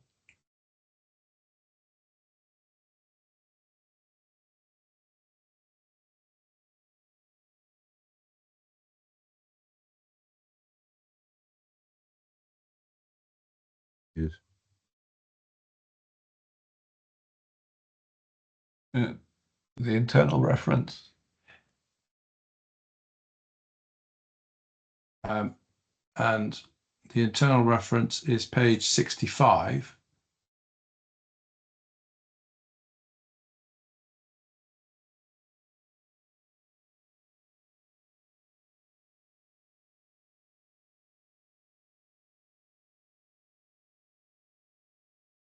my final point, just making the distinction in the F8, this AQFU, as you know, it's notable that last year when OFAC issued its regulations, it thought this FAQ was necessary. And in my opinion, it's because of 35 years of sanction laws dealing with the Iran embargo and a general prohibition on any benefit being received in Iran. OFAC felt it needed to make this clarification regarding the much more narrow restrictions on the export of services to Russia. For these reasons, I don't think it's... Again, that suggests that there has to be a benefit being received in Iran, doesn't it? Yes, but the general prohibition... This is Mr. Mortlock, is it? This is your witness? Yes, it was our expert. Well, he's talking about a benefit being received in Iran, which is the point Ms. O'Sullivan was making. Correct, but the point is there's an assumption that if a company is owned by, is Iranian owned, it therefore... Well, where's that evidence? Where's that evidence? So, first of all, there is the evidence of one of the directors of OFAC, which is at E7327, so page 327.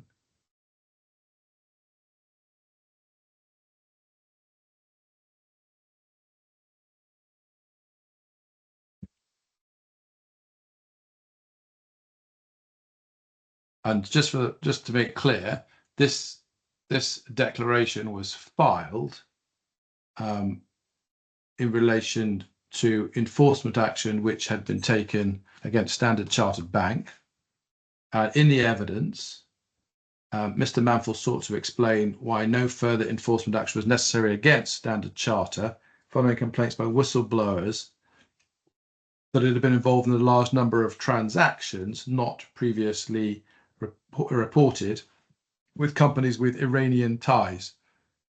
And I just need to where's the passage you want to take us to? The passage I'm going to take you to, excuse me 1 second.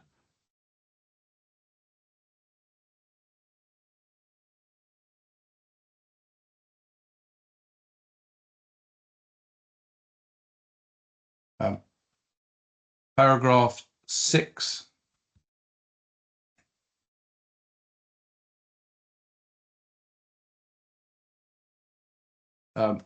So he says, part of my prayer in this declaration to this case, I've examined several lists produced by the relator and Mr. Chandra.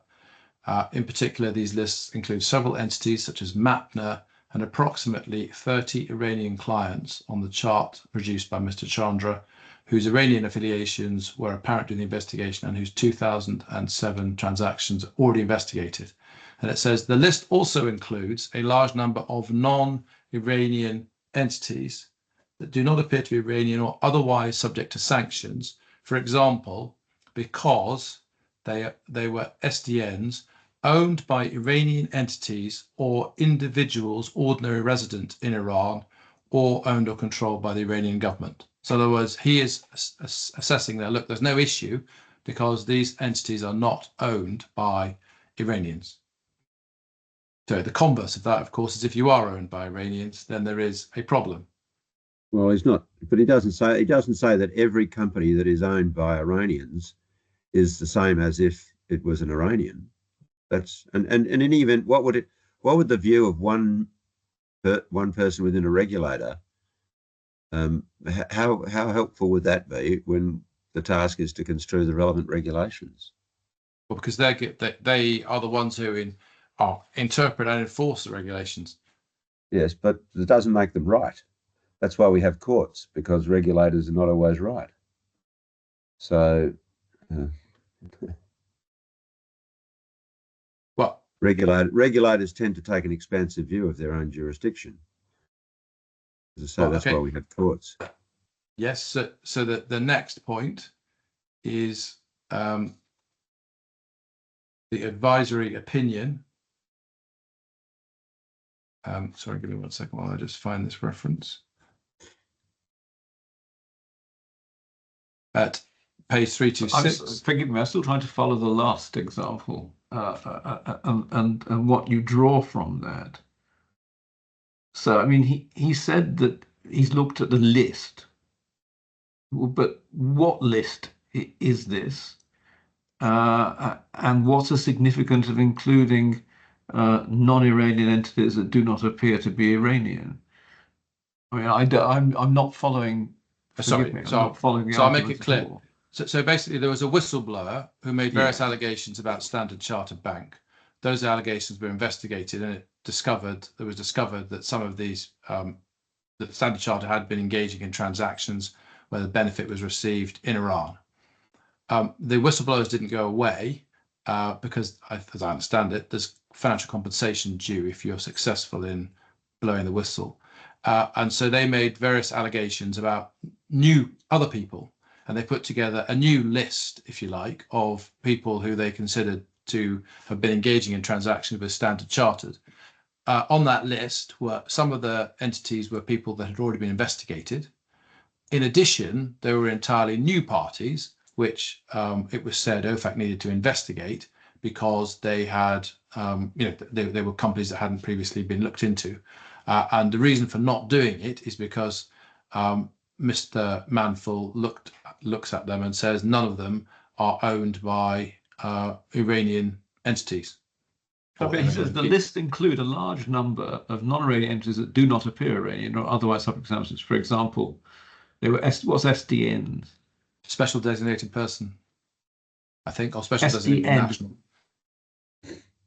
For example, owned by Iranian entities or individuals or owned or controlled by the Iranian government. So it's poorly put, but I think what he's saying is that if they would be subject to sanctions if they had been owned by Iranian entities. Yes. Rather than they're not on, it's not why they're on the list, it's why they would be subject to sanctions. Correct. Okay. But it's poorly. The grammar is less than optimal. But well, we have several layers of negative here. He is American. So.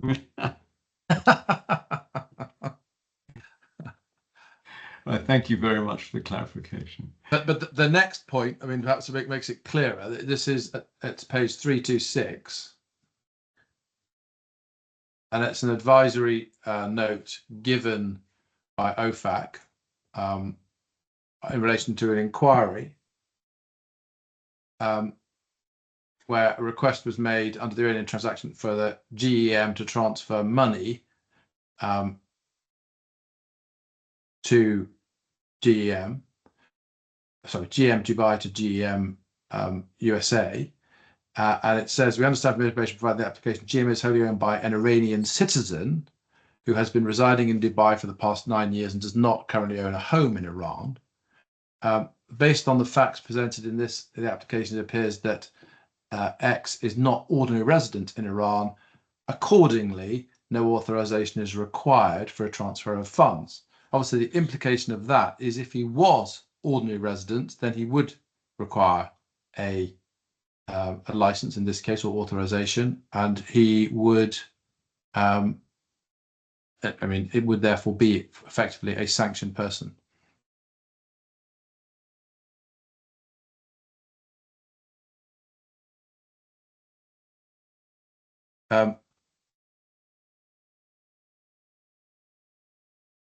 But you're not able to point to any direct guidance which says in terms that an entity incorporated in a third country owned by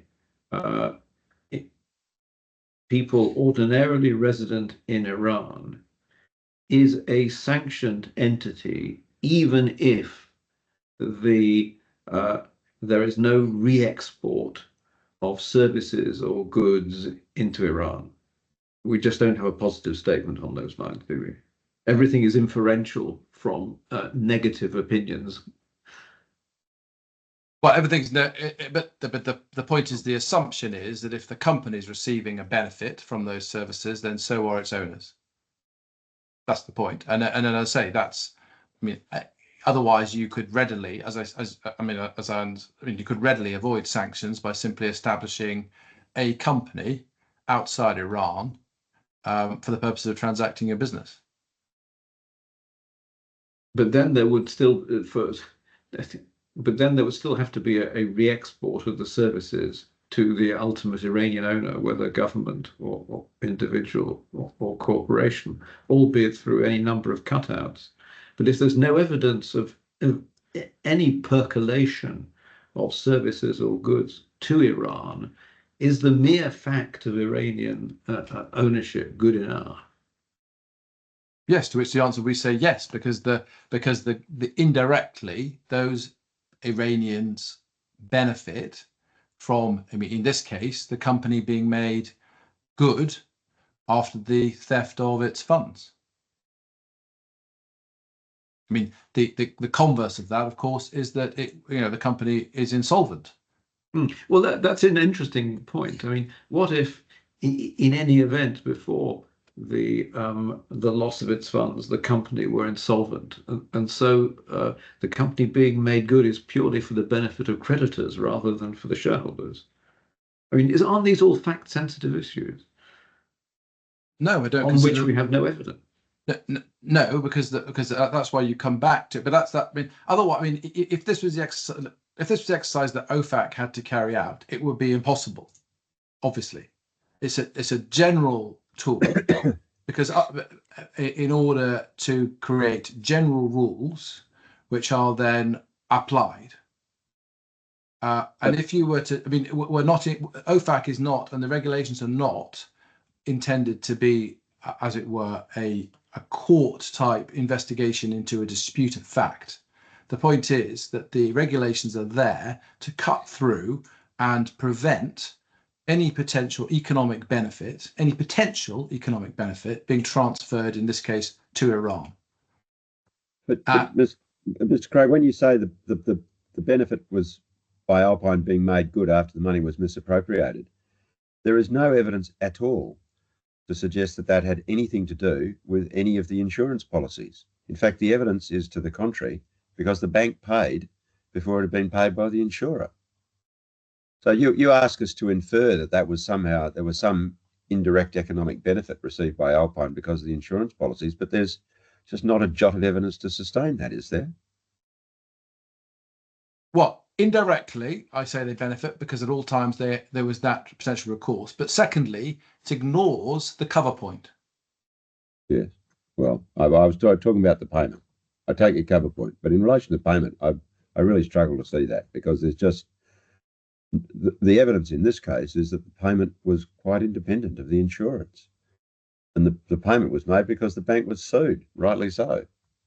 Well, it wasn't entirely independent of the insurance, because as it's recorded in the Court of Cassation judgment, the defendant admitted, so the QIC admitted to the bank that it was liable to reimburse it.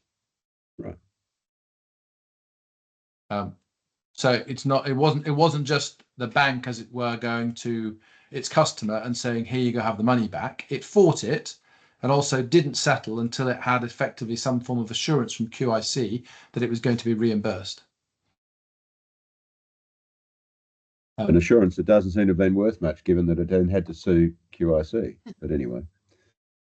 There isn't any evidence of any of this with respect to my learned friend. He's just making it up. Sorry, what am I making up? The bank settled because it had assurances from QIC that it would pay.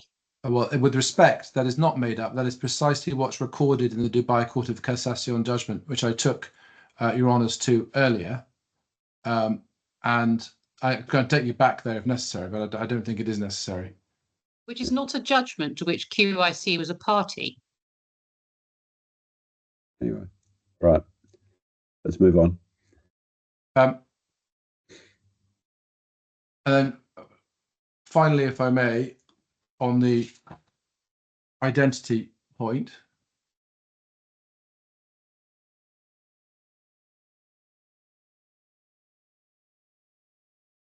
the settlement with BMPP, which is at page 300,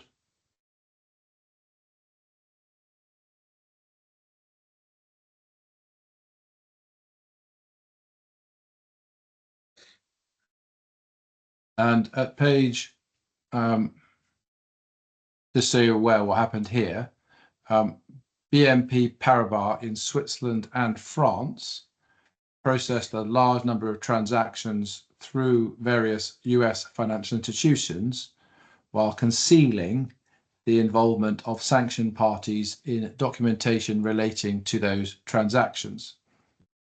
And that's recorded in paragraph 3. At paragraph 14 of the settlement, which is at page 304. What proposition advanced by Ms. O'Sullivan does this go to? This is the question of Iranian ownership. Right, all right.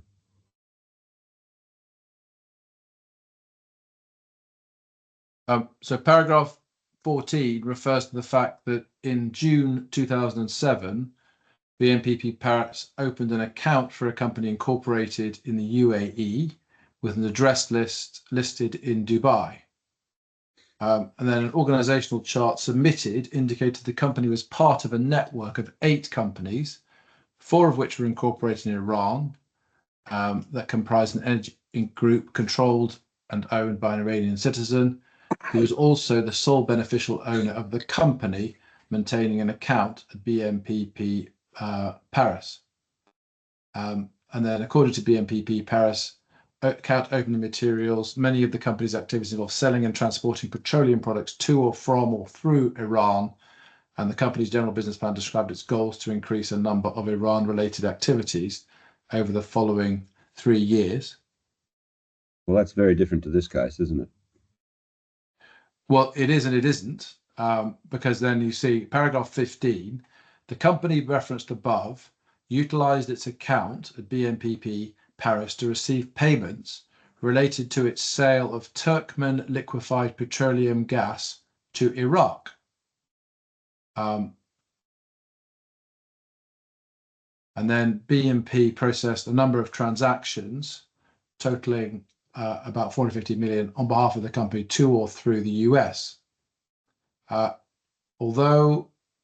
that's all related to Turkmen petroleum products. Did include reference to the company's name, did not include reference to the company or the company's Iranian ownership or connection. Most of the transfers reached their intended beneficiary. So just pausing there, the transaction itself does not involve Iran. But it involves Iran. It involves companies that are engaged in doing business into and out of Iran. Well, no, the company here is an Iranian-owned company. That's the company that's set up in UAE. That's the first point. So that's the company incorporated, paragraph 14, company incorporated in the UAE with an address listed in Dubai. It was part of a network of other companies, but put that aside for a second. That company, the UAE company, then engaged in transactions with which involved the sale of oil and gas to Turkmenistan. And then the transactions related to that, or the payments related to that, were processed by BNPP. So, I mean, like this case, the transaction itself is not taking place with somebody actually in Iran. But just the fact of ownership. But the company's activities involved selling and transporting petroleum products to, from, or through Iran. And the company's general business plan described its goals to increase a number of Iran-related activities over the following 3 years. So that's why it was found to be an Iranian enterprise. The fact that it was engaged in one transaction that was not Iranian didn't stop it being an Iranian enterprise. But you can't conclude from that mere ownership by somebody resident in Iran is enough to bring the company within a sanction, can you? When it's clearly, this company is clearly heavily involved in doing business to and from Iran. But the key here is Iranian ownership, as it says. So it says at the halfway towards the bottom of the page, at the time of the transaction, CPF included a handwritten note for the company that read Iranian ownership. But that's the information available. That's a different thing. That's what they knew about. Yeah, but that's precisely the point. In light of that information, in other words, Iranian ownership, BNPP appears to have had reason to know of the company's connection to Iran and failed to pass that information on to the bank. And that is the issue, because it is sanctioned as a result of that. Well, I don't. That's not how I read it, I must say. But anyway. But I mean, to summarise this, I mean, first of all, Mr. Mortlock's evidence, and I'll at page 396.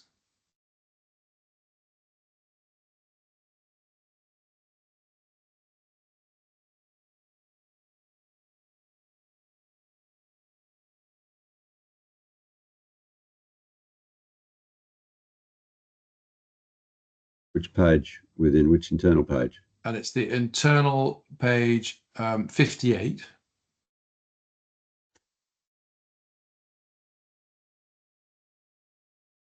And you will see he says this is a relation to payment. Where's the regulation that says that? He says, well, under the IOC's regulation, the benefit to a third country company is considered to also be perceived, presumably that should be received by its Iranian parents in Iran. Well, if there's a regulation that says that, what's the regulation? Well, I think what he's saying is under those regulations, it's considered that the third country company in this instance, owned by Iranians, is deemed to be Iranian. Well, you can't just consider things. You surely have to have a regulation that entitles you to consider things, don't you? Have you been able to identify a regulation that says an Iranian-owned company is treated as a company owned by people resident in Iran is treated as if it is resident in Iran? There's no part of regulation that says that, because that's unnecessary, because as I say, the assumption is that benefits flow through not only to the person, the company itself, but also the owners of that company. I mean, that comes back to the same point I made to begin with.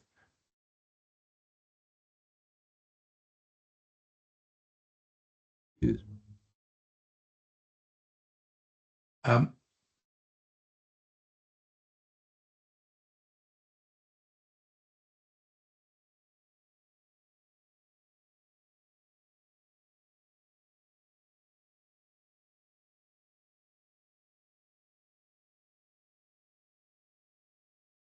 don't think I've got anything further to respond on, unless there's something with which I can further assist you. No. Well, thank you. All right. Well, that concludes these proceedings. Your Honour, if I may, yes. I would like to make 4 short points in response to new points arising out of my learned friend's reply. I will keep them brief. All right. All right. The first is in relation to the deliberate breach of in relation to facilitation case. That's not open to my learned friend because it's not in his grounds of appeal. If your lordships have access, Is this a new point, Ms. O'Sullivan? I mean, we've had this, and you said in your submission it's not his grounds of appeal, and he's come back and said, well, there is an attack on the finding in the ground of appeal, and it's in the skeleton. So that's my point. That's what I was coming back to. It's not right. It's not enough for it to be in the skeleton, because if you have a copy of the blue book and you get turned to the commentary at 4429.2, there's a reference there to a case called Rohan and Dammon Real Estate Capital Partners, where sorry, you went very, very quickly. What page are we looking at? Sorry. Sorry, could I just say in relation to this point, this is an entirely new point which was raised by my learned friend in her submissions. If this is seriously going to be a point that's canvassed, then I need proper time to consider it and to research the relevant cases, which I have not been had a proper opportunity to do. Well, it should have been raised earlier. Well, it's in the skeleton. You can't surely have been prejudiced by this point being taken. That's not the relevant question. No, that's not the relevant question, Your Honour. The question, that's what this case says. If you look at page 580 of the Blue Book. Well, it's a relevant question if you're a court concerned to do justice. It says, it is not, Justice Chadwick said, it is not the function of a skeleton argument to seek relief that was not sought in the appeal notice. The proper course is to seek leave to amend the appeal notice and the grounds of appeal. The appeal notice needs to make clear precisely which findings of the judge below are challenged, as well as the grounds of each challenge. Now, well, if there was an application to amend the grounds of appeal to say that the judge was wrong to impose a requirement of deliberateness, you couldn't oppose it on the ground of prejudice, could you? I could, because that was one of the grounds relied upon before Justice Glennie, but it was abandoned on appeal to this court. So why is that a So- ground of prejudice? Why would you be taken by surprise when it's in the skeleton? Why would you be unable to answer it? It's either right or it's wrong. Why would you be unable to answer it? Well, I am able to answer it, Your Honour, and I will. But the point is, isn't this a futile debate then, Ms. O'Sullivan? Very well, very well.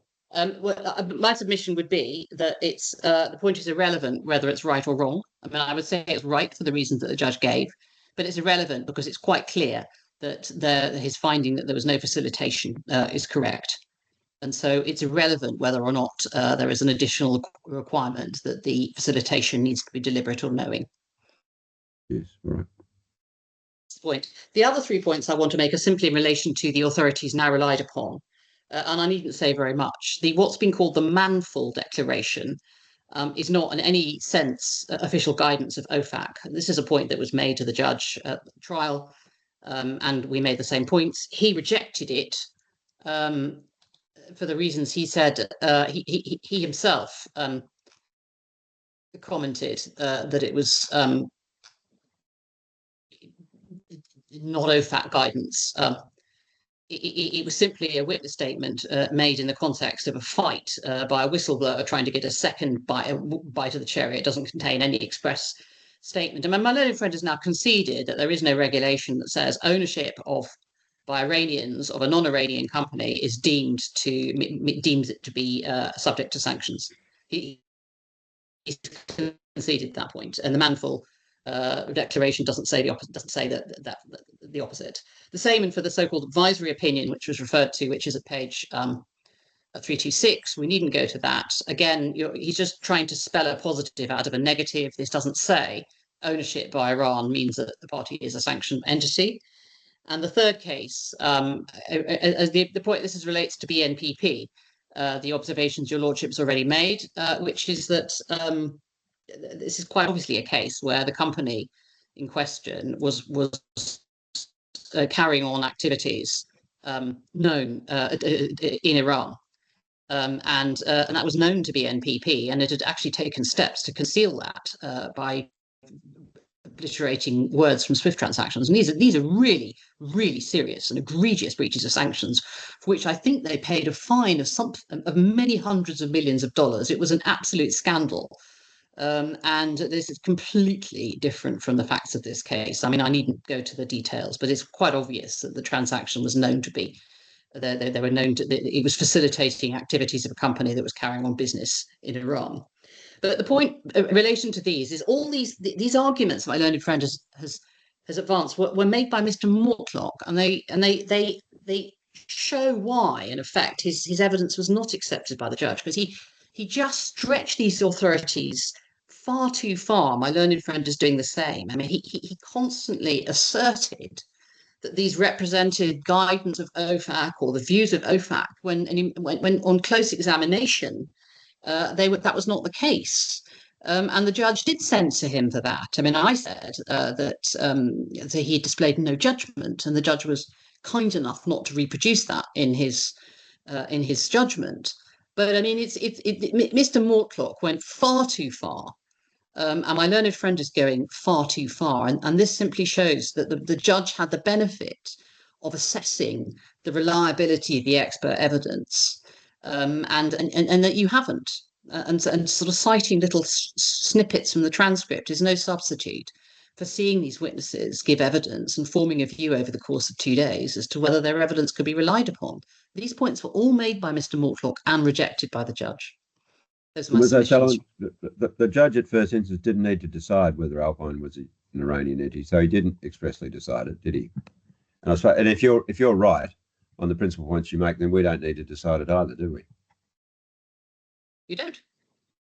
You don't. I mean, it clearly wasn't. I mean, I don't think it's ever suggested. It only arises if the appeal is otherwise upheld.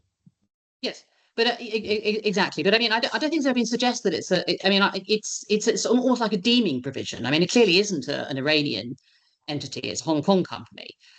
What my learned friend is saying, in effect, OFAC deem it by virtue of its ownership to be a sanctioned person, but he hasn't been able to point to a single regulation or authority which makes that good. He's just fallen back on assertions by his expert, which were deeply flawed. And I, on the other hand, pointed to the Russian sanctions, which suggests that actually the approach of OFAC is not that, but much more nuanced. All right.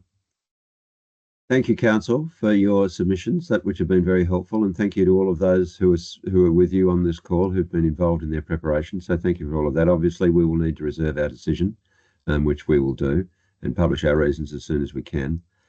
So the case will now be adjourned. I'll just ask my judicial colleagues, do you want to stay on the call and talk after shall we invite everybody else to leave, or do you want to set up a separate link, or what would you like to do?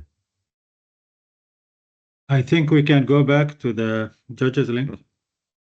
Go back to the earlier link. All Yes. right. Okay, well, let's do that then. All right, well, the case is adjourned. We can all leave now. Thank you. Thank you. Bye.